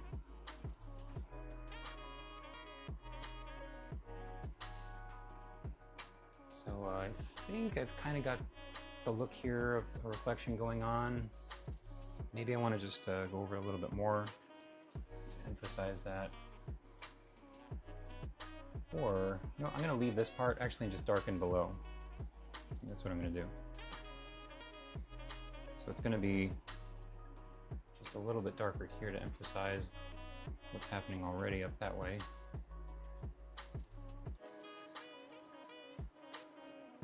A lot of the time with art, if something is not working right, you can adjust the thing next to it and it'll, sometimes that's what needs to be fixed, but sometimes you can kind of just do that to get away with not changing the other thing if you don't want to. Okay, I'm kind of liking that.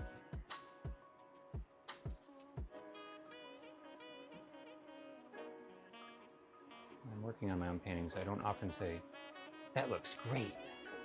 It's like usually, if I don't hate it, maybe that's good. Sometimes it's hard to tell if something's working or not when you're actually making it. But then after it's all done, you can look at it and say, oh, okay, yeah.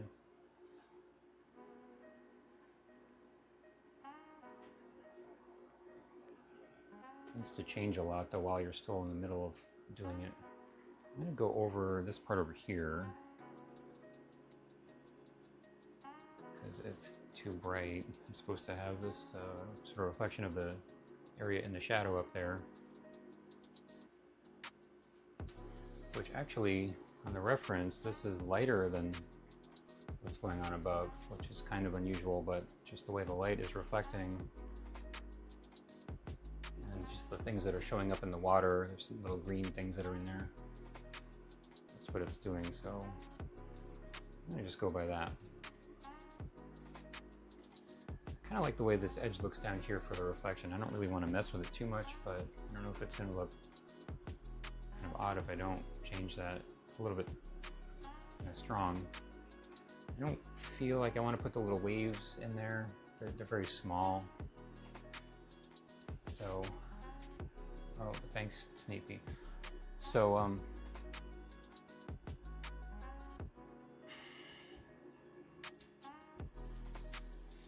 yeah, I feel like it's just a little bit too strong. Well, I don't know. It's a pretty bright area in the reflection, so I can kind of get away with the edge being a little bit extra dark there sometimes for that, but I think I need to do something with it to just make it not stand out quite so much. It's just a little bit. This is one of those things you learn when you get like more advanced with painting, just the edges, how important the edges are. I didn't even realize it for a long time. But it really makes a surprising difference how, when you soften the edges, how much better it looks a lot of the time.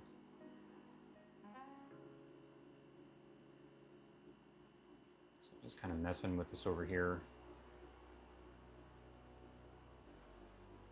just to give it that softer look.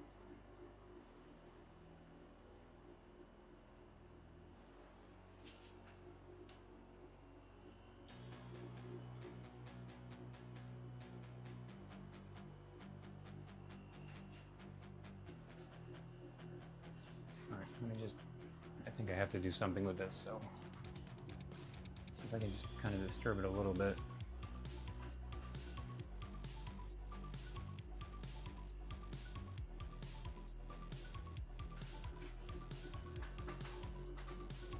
Well, I think that's better. Got a little light area here to get rid of, and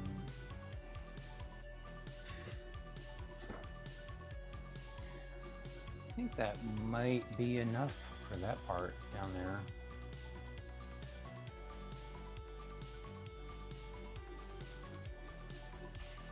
the contrast right here is a little heavy, so kind of blend that a little bit also.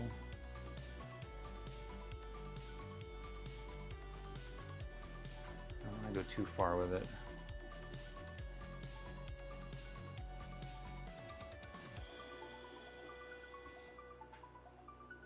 Okay, and just going to do a tiny bit more right here, and I think that'll be it for the reflection.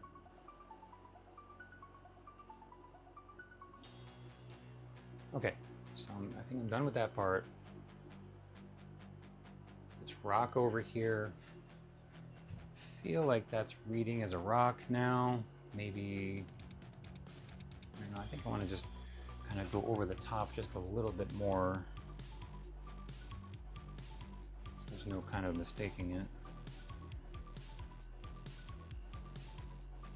See, sometimes I'll change the way I'm holding the brush for different angles and stuff.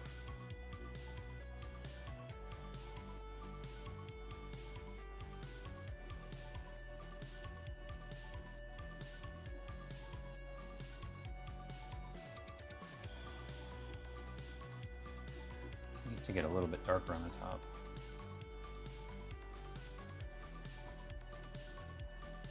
A small area though that I'm adjusting.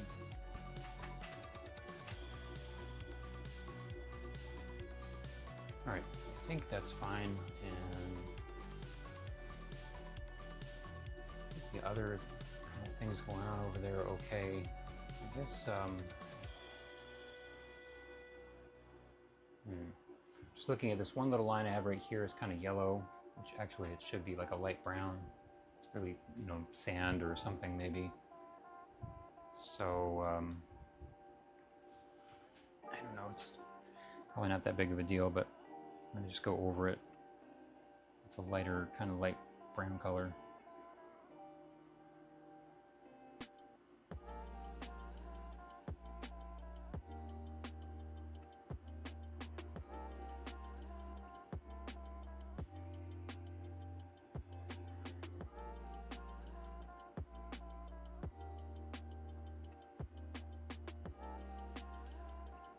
Okay.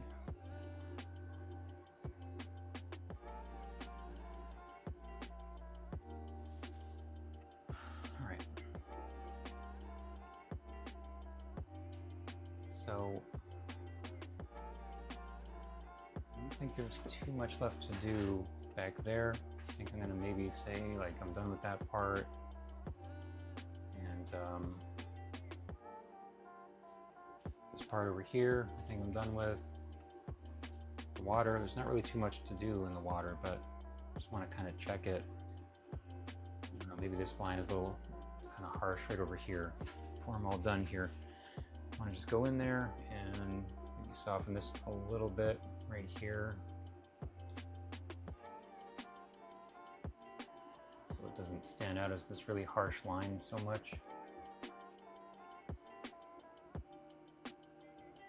Just kind of tapping it a few places to get it to blend together.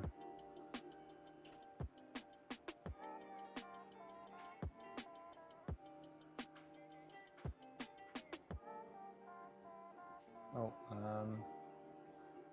the show I'm watching, I said was good. Oh, do you mean Stranger Things? I was saying that before.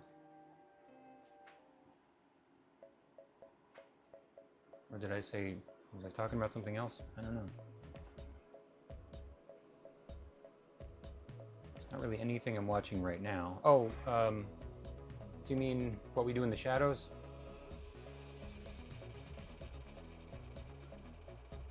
I've been watching that for a while. Like just every once in a while I'll just watch it. Like I don't watch it every week or anything. But like if I'm working on something and I can just put on a show, you know, like if I basically am not able to do anything else with myself while I'm fixing a thing that's broken or whatever, I'll sometimes put that on, but very rarely. So yeah, it's about a bunch of vampires. I think that's probably what you're talking about, Sneepy. It's about a bunch of vampires that, you know, are from Europe and they come to America and they're just like idiots and they don't know how to kind of get by in the modern world. But it's just very, it's Taika Waititi. So if you know any of his stuff, he's got a kind of particular type of humor. It's kind of like The Office, the way the whole thing is shot, where there's like a documentary crew recording them. But there's another show I didn't watch. I did see like one or two. I saw a little bit of it and it was funny. But anyway, yeah. It's a lot of swearing, so definitely not something to watch with the kids around. Very, I don't know, like I want to say like a very unique type of show, aside from the fact that it's kind of like like if The Office was about vampires, that's kind of like, I guess that's a good way to describe it.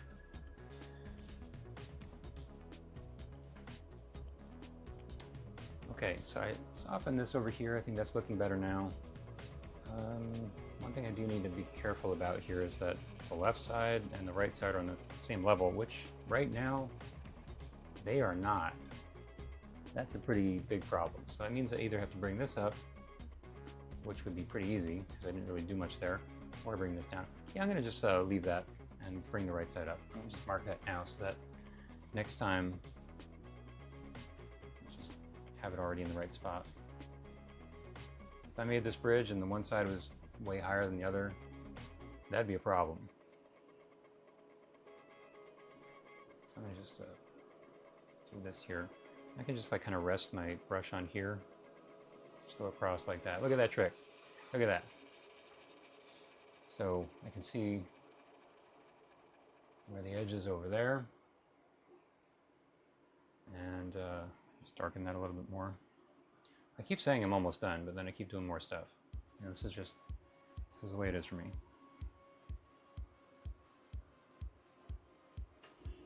But at the same time, if I didn't do this and then I forgot about it next time, that would not be fun to have to go in there and fix. So I think if you notice things in a painting like that, which are pretty important, it's usually a good idea to go in there and fix it. Now there actually kind of looks like there's a little lighter area right here like this. Idiot vampires, that's right. And so I guess I could leave it the way it is, but it just looks weird, so I'm gonna fix it in the painting.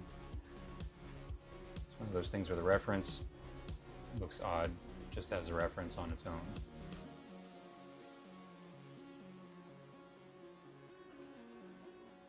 Okay, so a little bit more black here.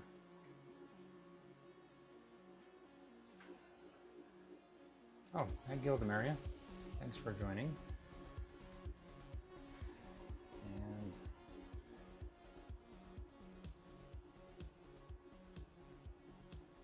there's going to be a reflection of some bushes here for next time, so just kind of looking at that, if I could maybe paint this in enough that it's kind of taken care of for when I'm going to do those reflections. I mean, I could just keep going with this, but I think it's kind of getting close to the time to stop for today.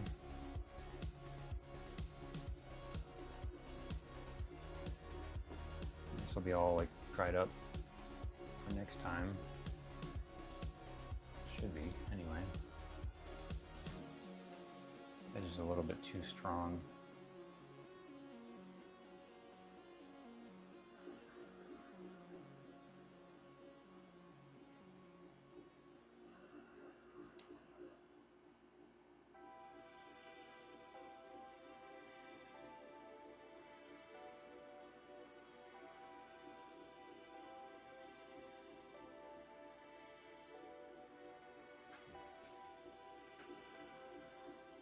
Okay, so I'm just kind of looking it over now before I stop for the day and seeing if I really need to do anything else, but I think that's just about it. I think there's kind of a weird little brown smudge right here, which it's not necessarily a problem, but it's kind of the only one like that over there. So I think I'm just going to go in here with some more brown and create, you know, a little bit more irregularity there. You know, not the kind that you get from other problems, but making it a little bit less kind of uniform.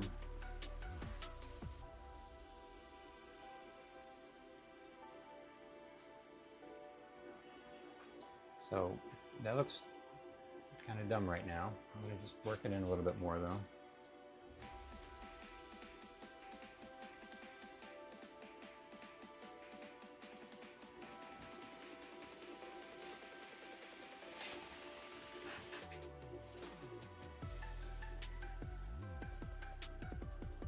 Just little places where there's kind of more dirt, or it's maybe a little more shallow in some spots, or all kinds of stuff happening in there. There could be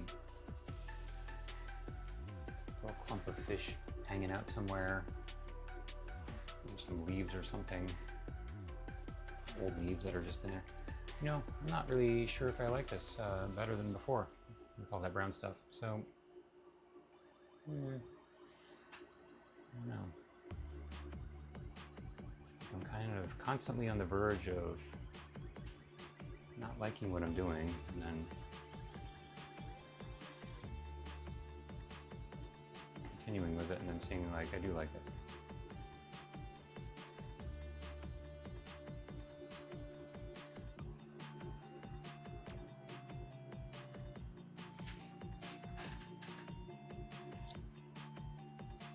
Yeah, so I think I am going to add a tiny bit more. Ooh, wow. More brown on that brush than I realized. Get a little bit more of this lighter kind of green and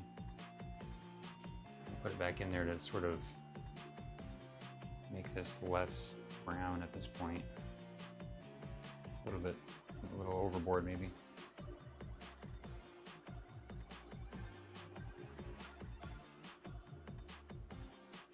Okay, I think that's working.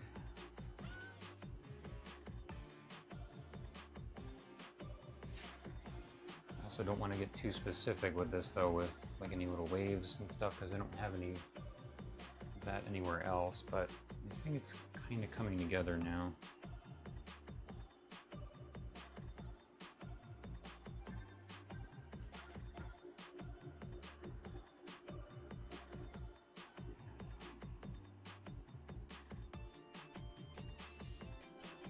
Just have to make sure everything is consistent in the painting, or else it'll just stand out as something that doesn't really make sense. You know what? I'm actually seeing, I didn't even notice this before, but there's just a little bit of a reflection from this one bush here. So I'm going to just put that in. So this is definitely one of those things to do while it's still wet. So I could do it later, but probably wouldn't look as good. So I'm going to just put this little, it's not even in the same place as where it is on the reflection, but or on the reference, but I'm going to just put this little thing here, giving that highlight that's happening up there or down in the water.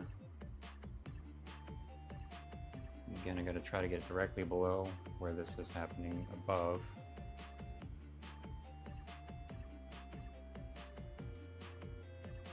Really even see it. Well, I guess you can see it over there a little bit. It's just not extremely noticeable.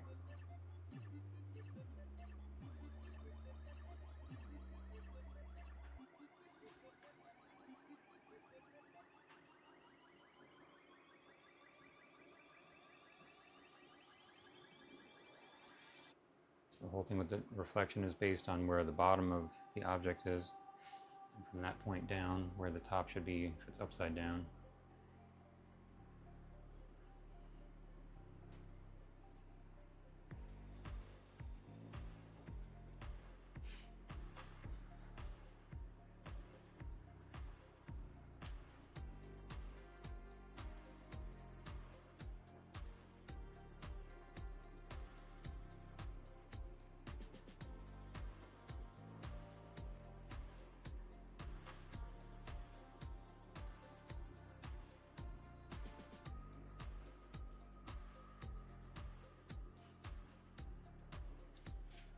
Oh, hey Tanya. Well, you joined kind of at the end here. I'm almost done, but thanks for stopping over here. So just adding a little reflection here, and I need to make it clear enough that it's a reflection, so it's not just some weird smudge down there.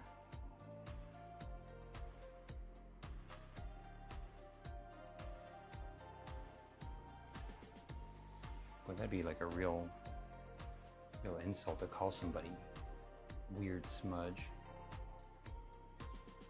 That'd be like a good like artist insult.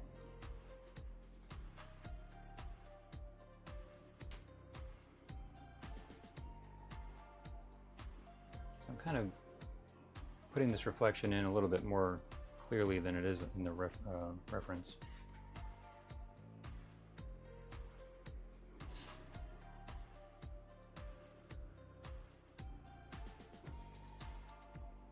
Because if I didn't, I don't think you'd really be able to tell what it was.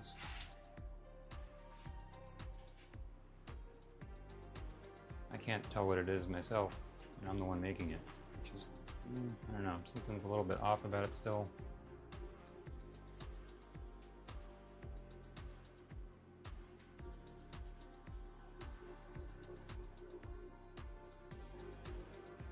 Sometimes the reflections can be a little tricky to do.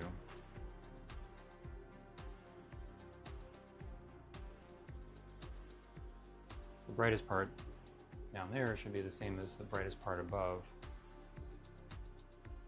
Really.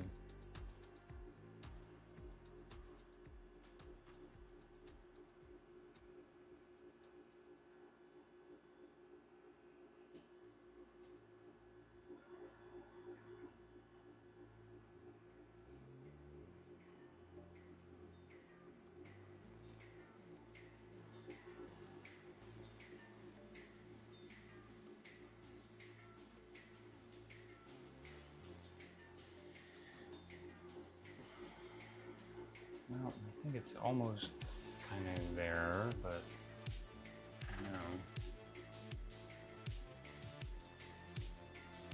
I'm not gonna really have much over here because that part's more in the shadow. So maybe I just need more in this one spot right here because that's much brighter than a lot of the other things happening above. And there's gonna be a reflection over here for these bushes next time. That's in the sunlight though, so it's showing up a lot more. This is kind of not, I mean there's light hitting it, but it's not as bright as what that side is going to be.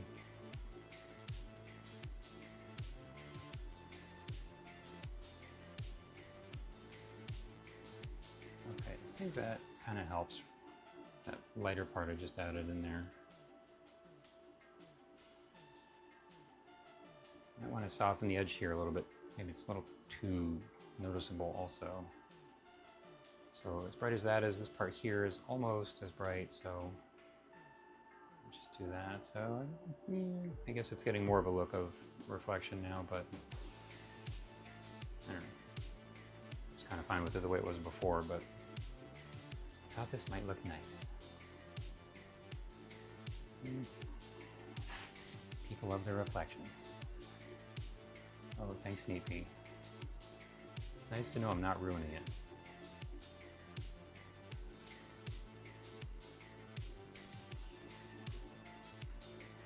Let me just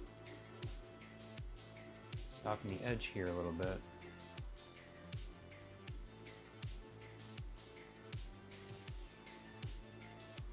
I think that maybe will help.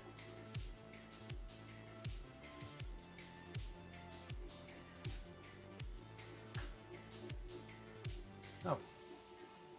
Hey, Enomichi. Enomichi? Hi there. Thanks. Thanks for joining. Kind of winding down here, but I'm thinking I will be coming back next week to work on it be 4 o'clock Eastern. If you want to join then. I did sort of like the bottom left and sort of center area today. There's going to be more to do for the trees up above after I'm all done for today.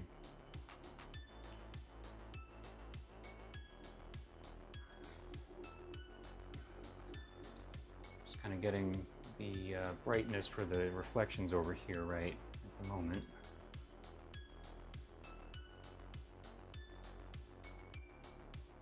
Trying to keep it specific enough that it looks like reflections, but not standing out so much that it looks just way too noticeable. Oh, hi, Nix. I I think I need a little more right here, a little bit lighter.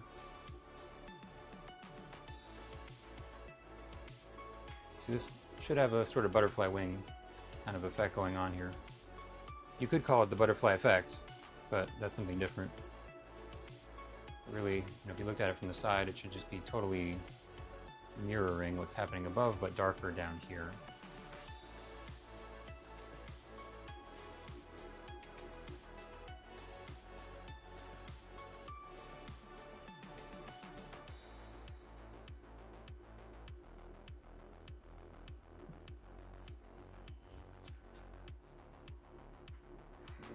Well,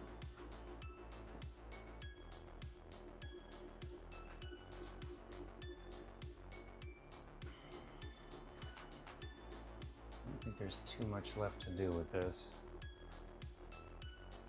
I'm looking at it sideways to just see if it looks like it's got that look. I'm gonna maybe, I kind of like the way this looks right now, just in general with the paint, but I feel like maybe it needs to be a little bit lighter for the reflection, so I'll just go over it some more.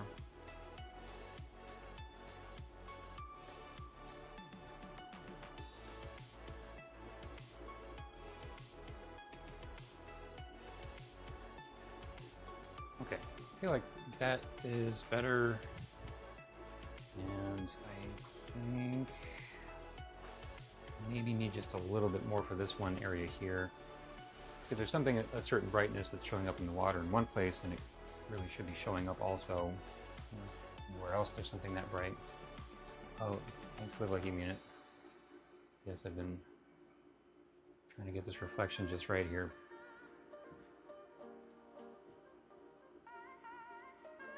It's pretty specific with the angles and stuff, especially when I'm trying to do it in a kind of loose way.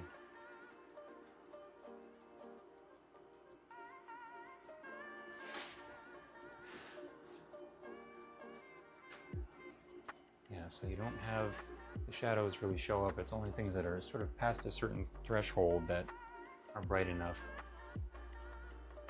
to show in the water. Maybe a little bit more right here.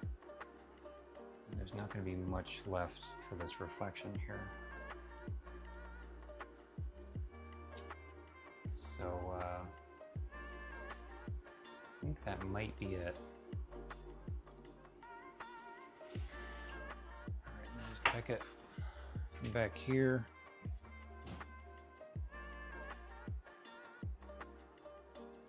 Just not sure if that reflection is a little too bright, but I guess it's okay. Yeah, I guess it's fine. All right. So I think that's it for today. So, so those of you that just joined recently, sorry, but I think I'm gonna probably do this for my new time where I started today at 4 o'clock Eastern.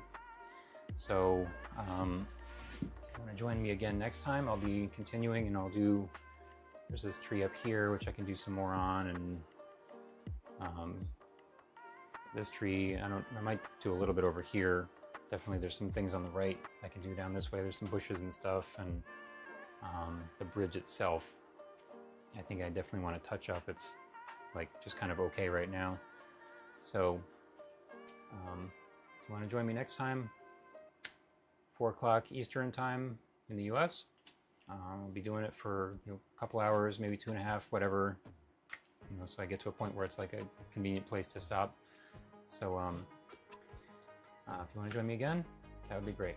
So until next time, if you're a creative person, if you want to do something with painting or any other kind of creative stuff, have fun. Otherwise, if you want to just watch me, my painting here, very appreciated.